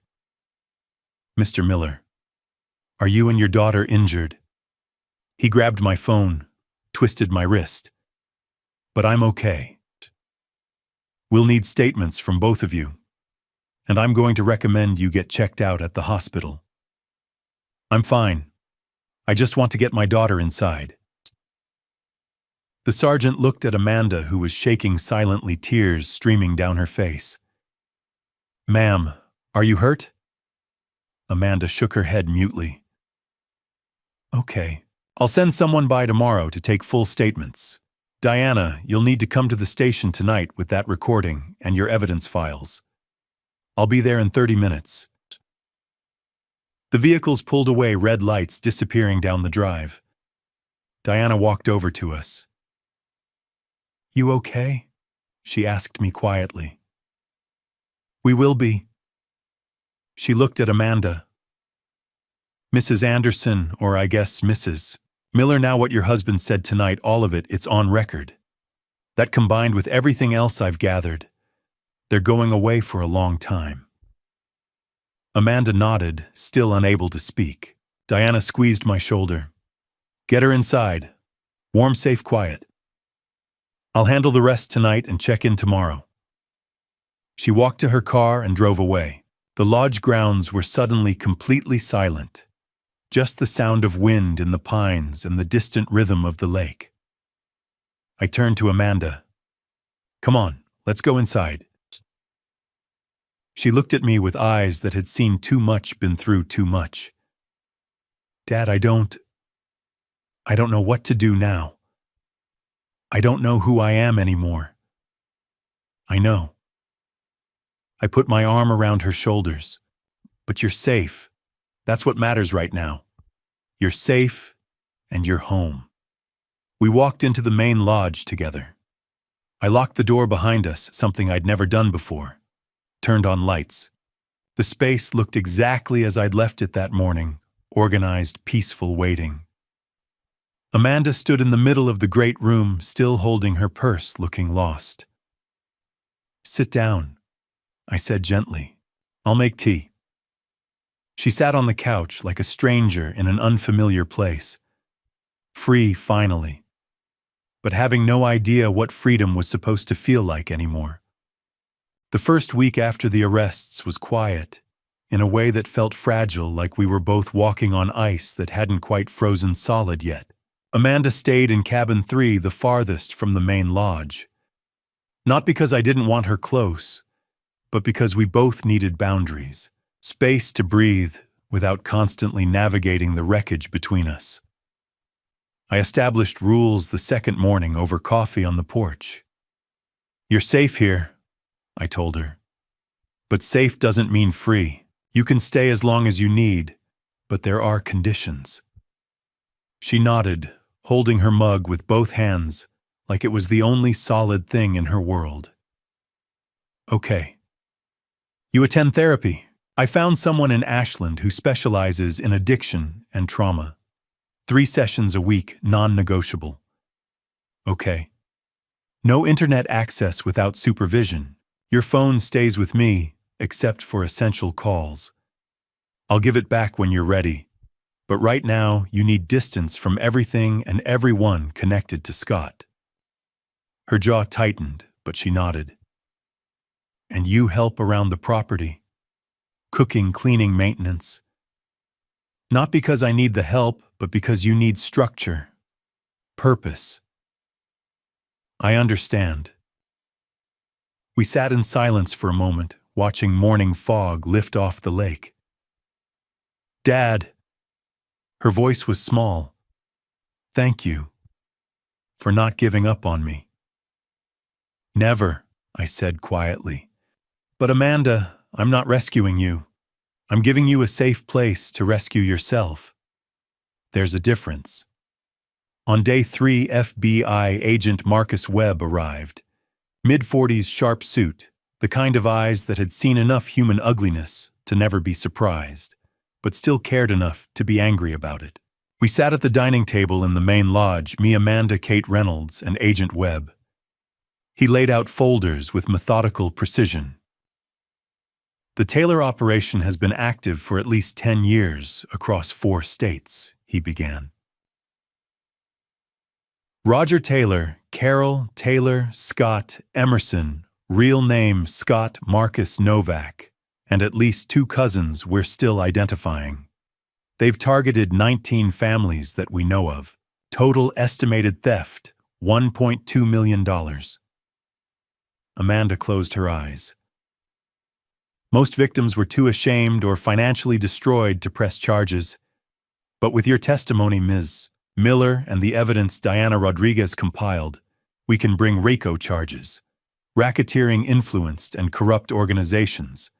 That carries federal time. How much time? I asked. Rogers looking at 12 to 15 years. Carroll, 8 to 10. Scott. Webb's mouth tightened. Scott's got prior identity theft charges, the assault on you conspiracy charges. He's looking at 20 years minimum. Amanda's hands trembled around her coffee mug. We need your testimony. Webb continued, looking at her directly. Full cooperation. Every detail about how they groomed you, manipulated you. The financial coercion, the blackmail. In exchange, we're offering immunity from prosecution for any actions you took under duress. What about the gambling debts? Amanda asked quietly. The forged documents. The gambling is civil, not criminal. The documents. Webb glanced at Kate. Given the coercion and blackmail, we're not pursuing charges, but the debt is still yours. Kate leaned forward. I'm filing divorce papers today. Wisconsin is a no-fault state, but given Scott's fraud and your documented financial abuse, we can argue for a clean separation of assets. You won't be responsible for his debts, and he gets none of yours, which means none of your father's. What about her real estate license? I asked. Kate's expression was grim.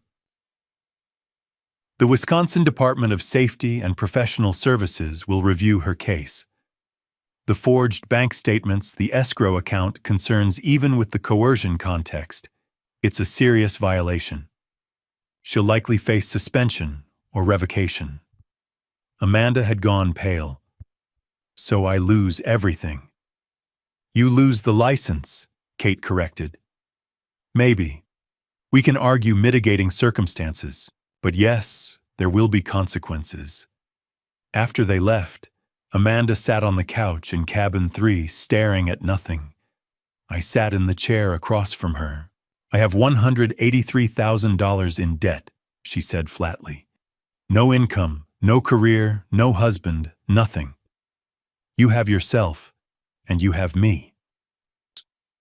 Dad, I can't ask you to. You're not asking, and I'm not offering. I kept my voice gentle but firm. Amanda, if I pay your debt, I'm telling you that your choices don't have consequences, that someone will always bail you out. That's not love. That's enabling. She looked at me with eyes that were too old for 29. So what do? You file for bankruptcy. You rebuild credit slowly. You find work, maybe not real estate, but something. You attend GA meetings and therapy. You face what you did and learn to live with it. I leaned forward. You do the hard work of becoming someone you can respect again. Tears slid down her face. I don't know if I can. You can. But you have to choose it. Every day. The next morning, Kate helped Amanda file bankruptcy paperwork. Chapter 7, Full Liquidation. The few assets, she had a 10-year-old car, some furniture would be sold. Most of the debt would be discharged. Her credit would be destroyed for years. That evening, I found her on the dock, wrapped in one of my old fleeces, watching the sunset over Lake Superior. Yeah, it's really over, she said when I sat beside her. My marriage, my career, my life as I knew it. The life you knew was built on a foundation of lies and manipulation. It had to end. But what comes next?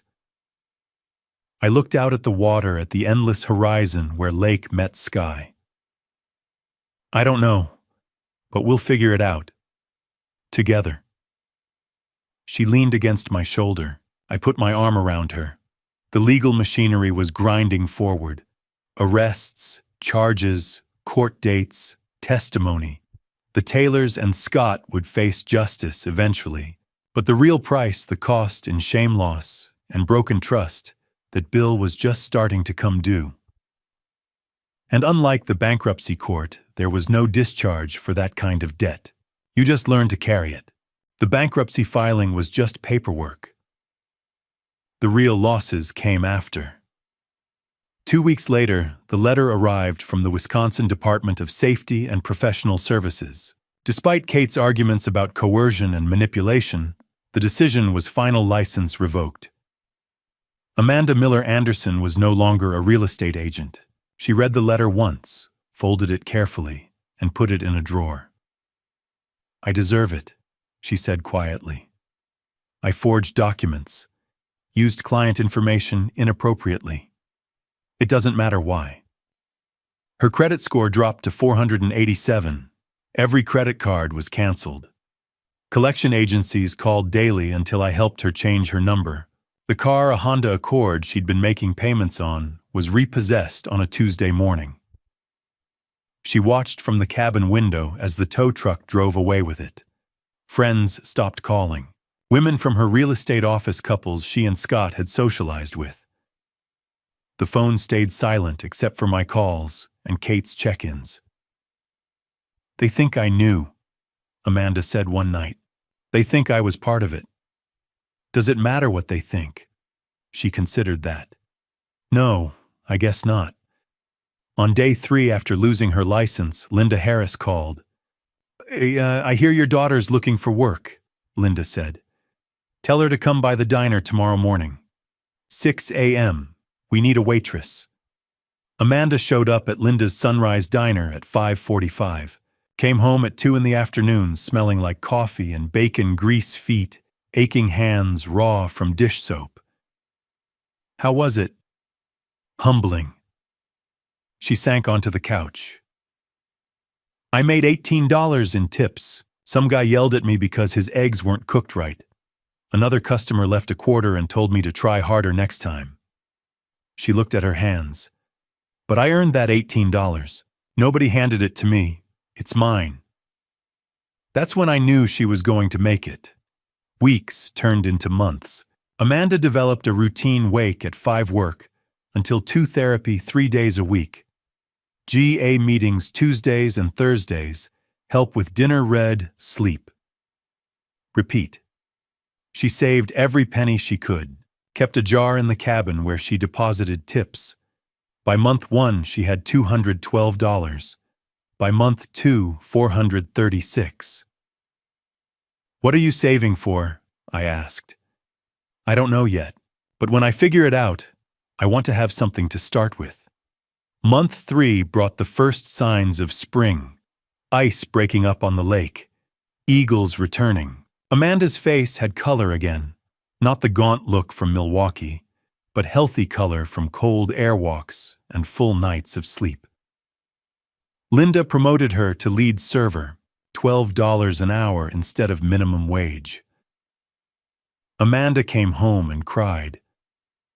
"Someone trusts me with responsibility again," she said. "I didn't think that would happen." Month 6 arrived with the sentencing hearing. We drove to federal court in Milwaukee together. Kate met us there.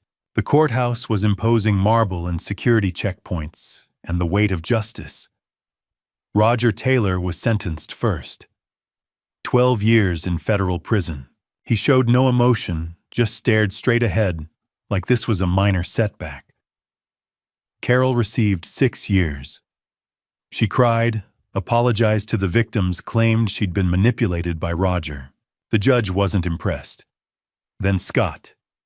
Real name Scott Marcus Novak. 9 years federal prison. Identity theft, fraud, assault, conspiracy to commit elder abuse. The judge was harsh. "You are a predator who targeted vulnerable people for profit. You destroyed families, bankrupted elderly couples, and showed no remorse until caught. This court finds your conduct reprehensible." Scott looked back at the gallery once. His eyes found Amanda.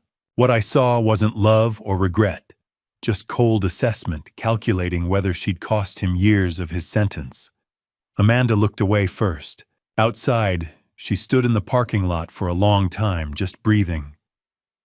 It's really over. The criminal case is. Everything else is still being written. A week later, Kate delivered the final divorce decree. The marriage of Amanda Miller and Scott Marcus Novak was dissolved.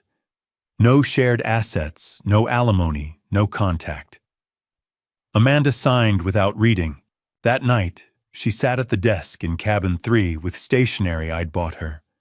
She wrote letters, one to each of the 19 families the Taylors had defrauded. Dear Mrs. Patterson, my name is Amanda Miller. I was married to Scott Novak, who helped destroy your family's finances. I am writing to say I am sorry. I know that doesn't fix anything. I know my apology means nothing compared to what you lost. But I need you to know that I see what happened. I see the damage, and I will spend the rest of my life trying to be better than the person I was. She wrote 19 letters, 19 apologies for harm she'd been both victim and instrument of. 18 went unanswered.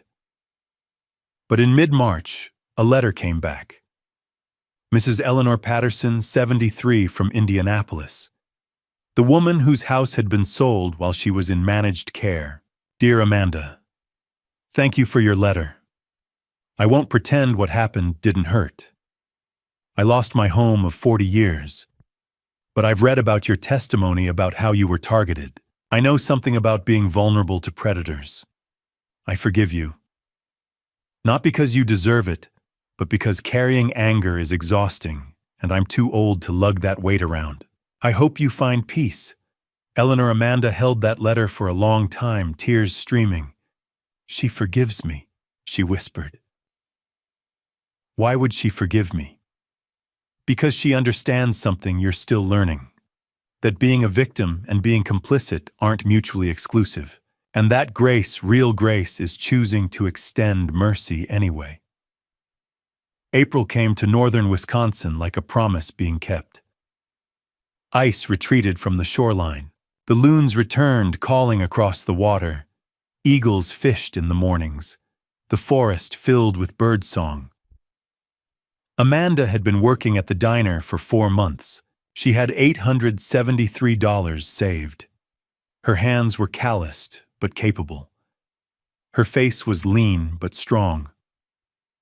One morning before her shift, I found her on the dock watching the sunrise. The lake was still reflecting pink and gold clouds. A pair of loons floated nearby, their haunting call echoing across the water. Spring's coming, she said without turning. It is.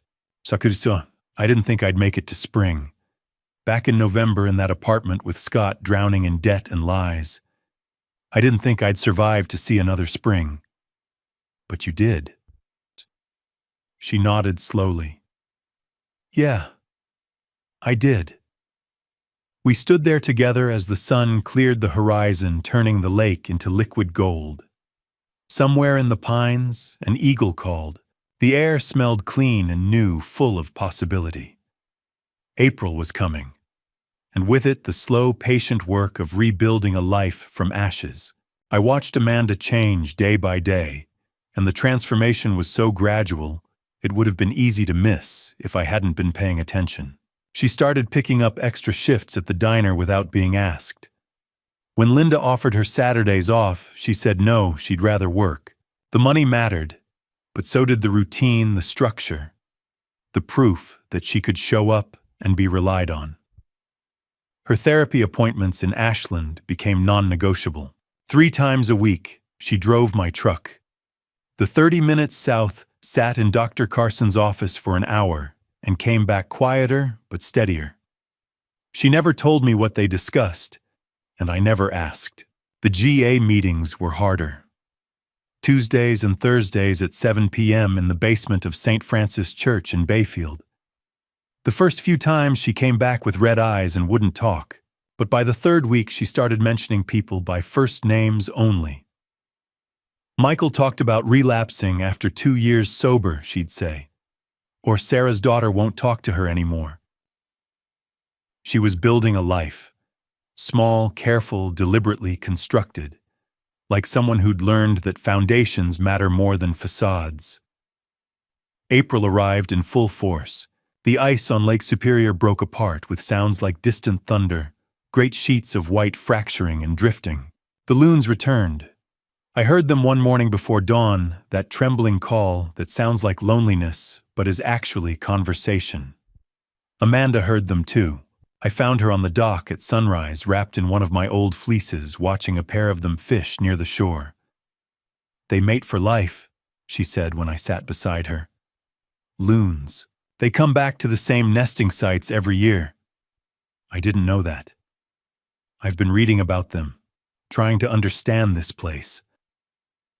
She pulled the fleece tighter.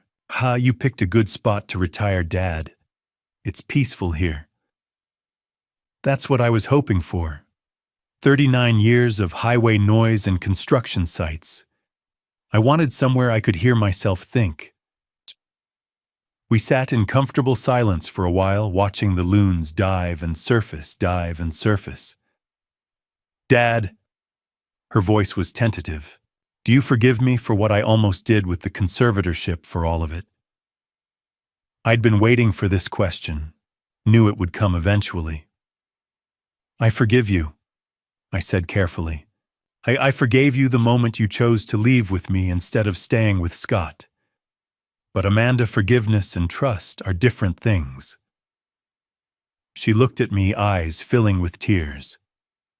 I forgive you because I understand you were manipulated and terrified. I forgive you because you're my daughter, and I love you." I turned to face her fully. "But trust is something you earn back slowly, through consistent actions over time, through proving that the person you are now is stable, reliable, honest." "Chion, how long will that take?" "I don't know. As long as it takes. Maybe a year, maybe 5. But I'll be here while you do the work." She wiped her eyes. "That's fair. That's more than fair. And Amanda, I need to earn your trust back too." She looked surprised. "What do you mean?" "I failed you after your mother died. I threw myself into work because it was easier than facing grief and learning how to be a single parent to a teenage girl. I gave you money instead of presents. I let distance grow between us and told myself it was normal that teenagers don't want their parents around anyway." I swallowed hard. "But the truth is, I abandoned you emotionally when you needed me most. And that abandonment made you vulnerable to someone like Scott." "Dad, that's not—" "It is. Not entirely, but partially. I created a hole in your life, and Scott filled it. So if we're going to rebuild our relationship, we both need to do better. Be more honest. More present." Amanda was crying now, but nodding. "Okay, yes. How do we do that?" "I don't know. But I think we should find out together." The next week, we started family therapy. Dr. Carson recommended a colleague in Duluth who specialized in family systems, a woman named Margaret, who looked like somebody's grandmother but asked questions like a prosecutor. The first session was brutal. She made us talk about Amanda's mother, about the year after she died, about all the conversations we'd never had, and all the grief we'd swallowed instead of sharing. I admitted I'd been afraid of Amanda's emotions. That when she cried, I didn't know how to help, so I'd given her space instead, which she'd interpreted as rejection. Amanda admitted she'd been angry at me for years. Angry that I kept working long hours even after Mom died. Angry that I missed her college graduation because of a project deadline. Angry that I seemed fine when she was falling apart. "I thought you didn't care," she said, voice breaking. "I thought losing Mom didn't affect you the same way." "I cared so much I couldn't function," I told her. So I buried it in blueprints and calculations because that was the only way I knew how to survive. We left that first session exhausted and raw. But we went back the next week, and the week after that. By late April, something had shifted. We started having dinner together most nights, not in silence or with forced conversation, but actually talking. About her day at the diner, about a book I was reading about, whether the eagle we'd seen that morning was the same one from last year. Small things. Normal things. The kind of things families do when they're not broken. Amanda's savings jar was filling steadily. By early May, she had $4,000. One Saturday after her shift, she asked to borrow my truck. "There's a studio apartment in Ashland," she said, "above the bookstore on Main Street. It's small, but it's clean, and the rent is reasonable. I want to look at it." My first instinct was to say no, to keep her close where I could make sure she was safe.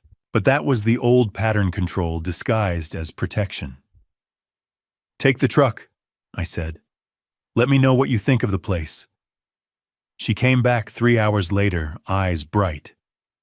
"It's perfect, or it will be perfect once I can afford it.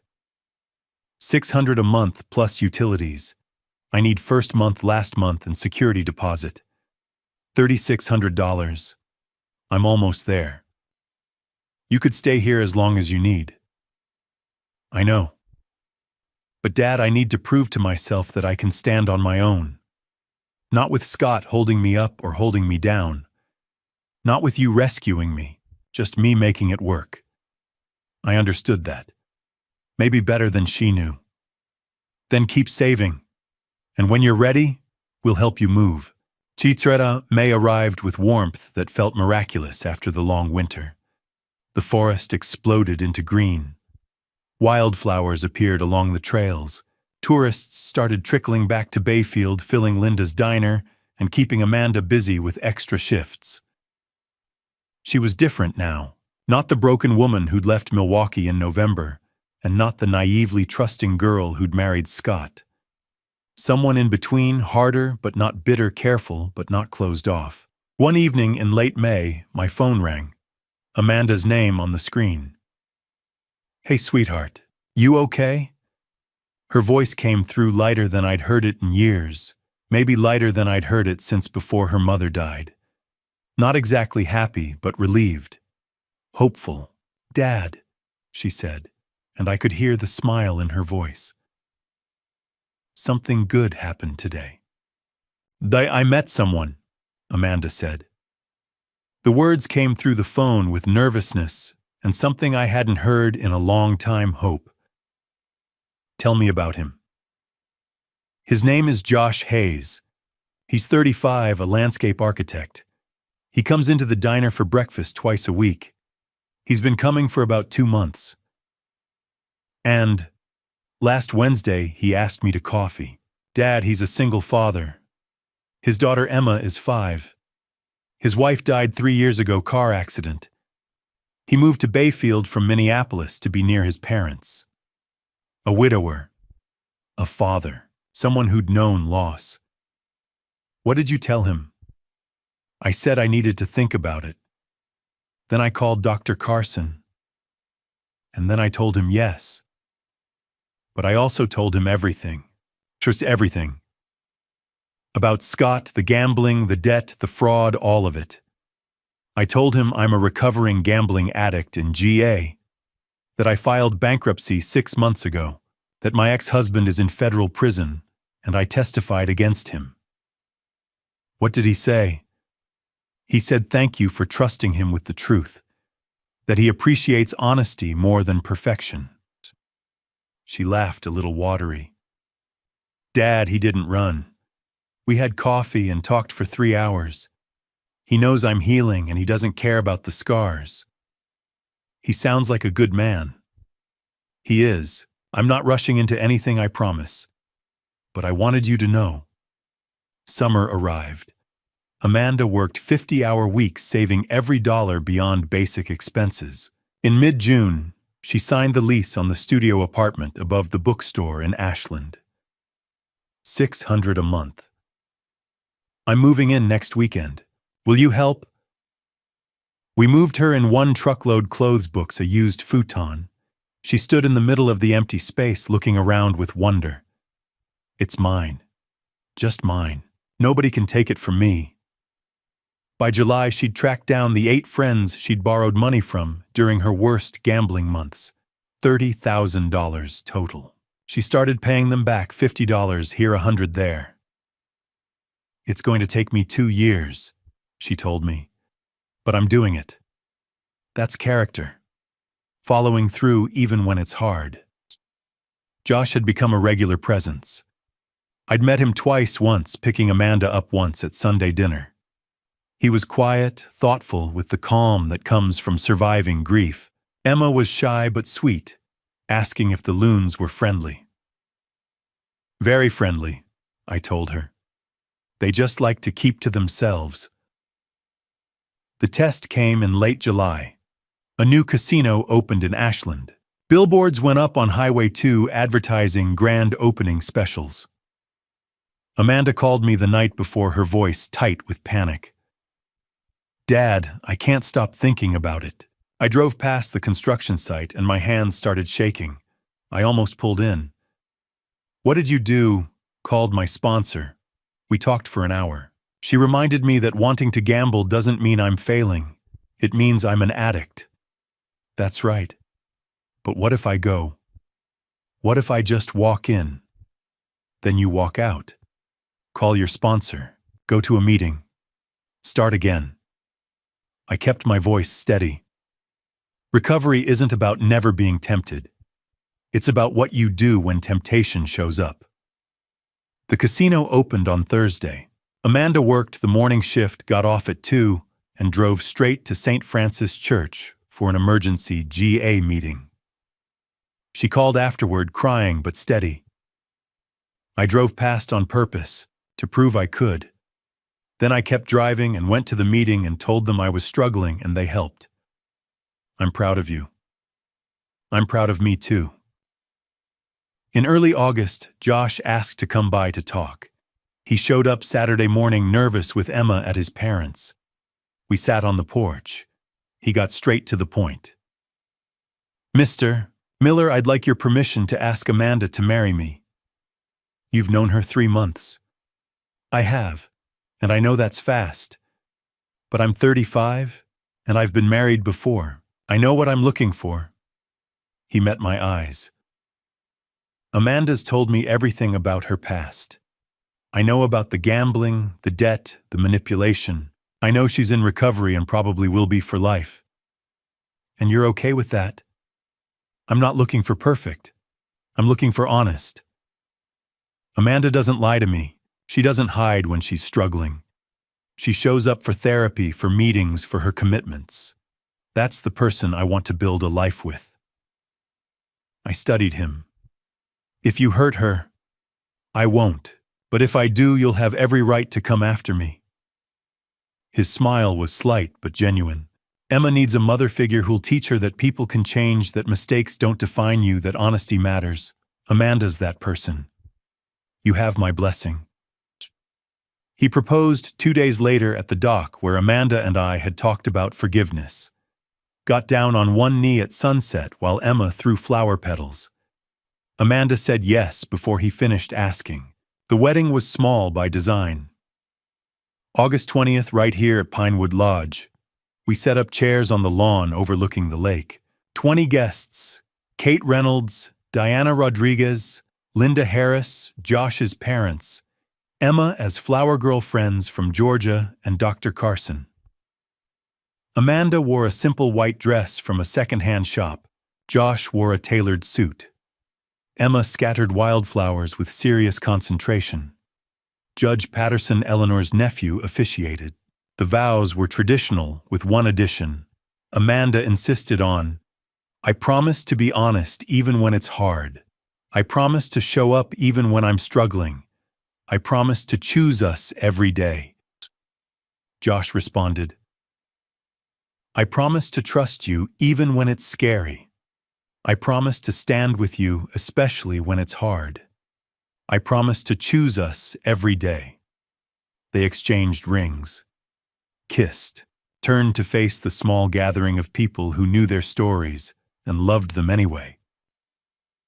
That evening, after the guests left, and Josh and Amanda drove to Duluth for a modest honeymoon weekend, I sat on the dock watching stars emerge. 2 years ago, I'd signed papers for this property. 39 years of savings turned into a dream I'd thought I'd enjoy alone. I couldn't have imagined what would come. The threats, the confrontation, nearly losing my daughter to predators who saw her as a tool. But I also couldn't have imagined this Amanda rebuilding herself, finding someone who valued her honesty more than perfection, standing in a second-hand dress, promising to choose love every day. The lodge that almost destroyed our relationship had become the place where we rebuilt it, where Amanda learned to stand on her own, where she married a good man in front of people who knew the worst and celebrated her anyway. Second chances. For her. For me. For us. The loons called across the water, their haunting song echoing in the darkness. I sat there until late, grateful for every hard thing that had led us here. 2.5 years had passed. I was 65 now, sitting on the dock watching Amanda teach Emma to fish. The girl was 7, gripping the rod with fierce concentration. When you feel a tug, count to 3, Amanda instructed, her voice steady, so different from the trembling woman who'd collapsed in my arms that terrible night. The line jerked. Emma counted and pulled. Together we brought in a small northern pike. She shrieked with joy. "Can we keep it, Grandpa Sean?" "Too small. We'll catch him next year when he's grown." "Promise." Amanda caught my eye. "I promise we'll keep trying," she said quietly, and I knew she wasn't just talking about fish. The transformation hadn't been quick. Those first 6 months, Amanda attended therapy 3 times a week and GA meetings every Tuesday and Thursday. I drove her to every single one until she got her license back. She rebuilt from nothing. The waitressing job at Linda's Diner started at minimum wage. Some days she came home with $18. She saved every penny in a mason jar the old-fashioned way. By month 6, she had $4,000, enough to leave. But she stayed. "I'm not running anymore," she told me one night. "Running's what got me here." Later on the porch after dinner, Amanda stayed with me while Josh took Emma inside. Josh Hayes, the landscape architect who'd been widowed before he met Amanda at a GA meeting, a good man who understood second chances. "I finished paying the debt," she said quietly. "The last $30,000. Every cent. And I got accepted into the accounting program at UW Superior. Classes start in January."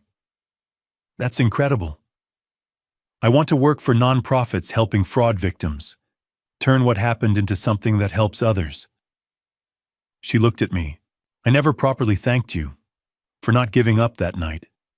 When you came to the apartment and Scott tried to keep me there, you could have walked away. You're my daughter. But I'd given you every reason to. The lies, the debt, the conservatorship plan." Her voice cracked. "And you still came. That's what love is. It shows up anyway." Emma burst out. "Grandpa Sean, can I fish with you Saturday?" My heart melted. "If your dad says yes." Josh nodded. They gathered their things and left, and I was alone. But not the lonely kind, the peaceful kind. I walked to the dock as dusk settled. Loons called across the water, conversation, not loneliness. 39 years I'd worked as a structural engineer. $385,000 saved. I'd bought the Pinewood Lodge thinking I'd enjoy retirement alone. I couldn't have imagined what would come. The threats, the arrests, nearly losing Amanda to predators. But I also couldn't have imagined this, my daughter rebuilt, married to a good man, studying to help others. A granddaughter who called me Grandpa Sean. The lodge that almost destroyed us had become our sanctuary. The 6 cabins now hosted Sunday dinners, birthdays, Thanksgiving. Guest cabin 3, where Amanda lived during her darkest months, was Emma's favorite place to play. My phone buzzed. Amanda. Can I call? Everything okay? Everything's perfect. Dad, I'm pregnant. The world tilted. Amanda. 12 weeks. You're going to be a grandfather. A real one this time.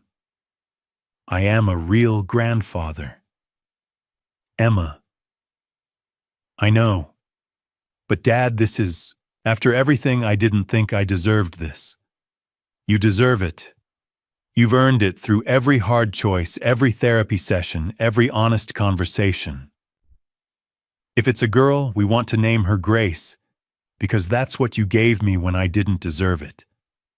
I couldn't speak. Josh calls it Grandpa Sean's dock baby, says she'll come out holding a fishing rod. I laughed, wiping my eyes. I love you, sweetheart. Love you too. See you Sunday. Sunday, every Sunday. After we hung up, I stood on the dock until full dark. Stars emerged. An eagle called. Grace. I thought about the bridges I'd built over 39 years, structures carrying thousands of people every day. I'd been proud of that work. But the bridge back to my daughter, built one conversation at a time, one choice to show up when it would have been easier to walk away, that was the greatest thing I'd ever engineered. Tomorrow morning, Emma would arrive with her fishing rod and 1,000 questions.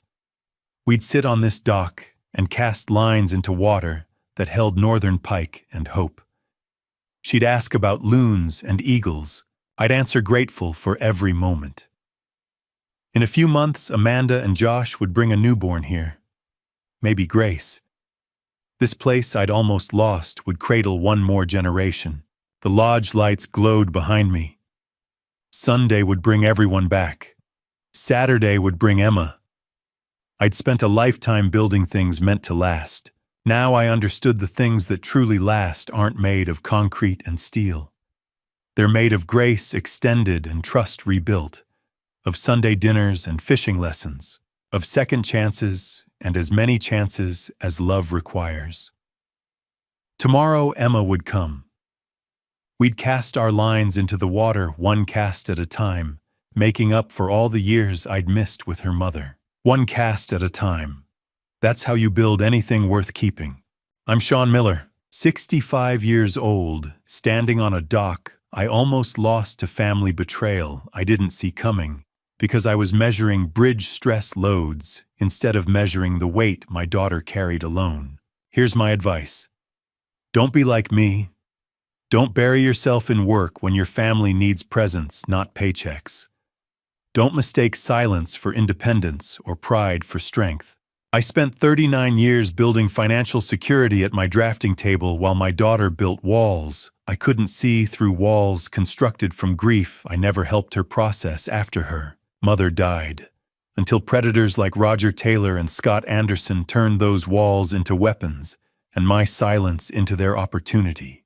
Grandpa stories like mine happen because we ignore red flags. We're too uncomfortable to confront sudden marriages to strangers, urgent money requests framed as investments. Personality changes we explain away as stress. I saw all 3 with Amanda. I said nothing. That silence cost her $183,000 in manufactured debt and nearly cost us everything that mattered.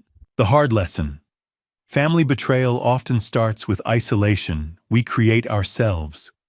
Con artists don't attack strong, connected families. They create weak, disconnected ones first. They identify the cracks, unresolved grief, loneliness, financial desperation, and pry them open. By the time Amanda knocked on my Milwaukee apartment door that October morning, she'd been isolated and manipulated for 2 years.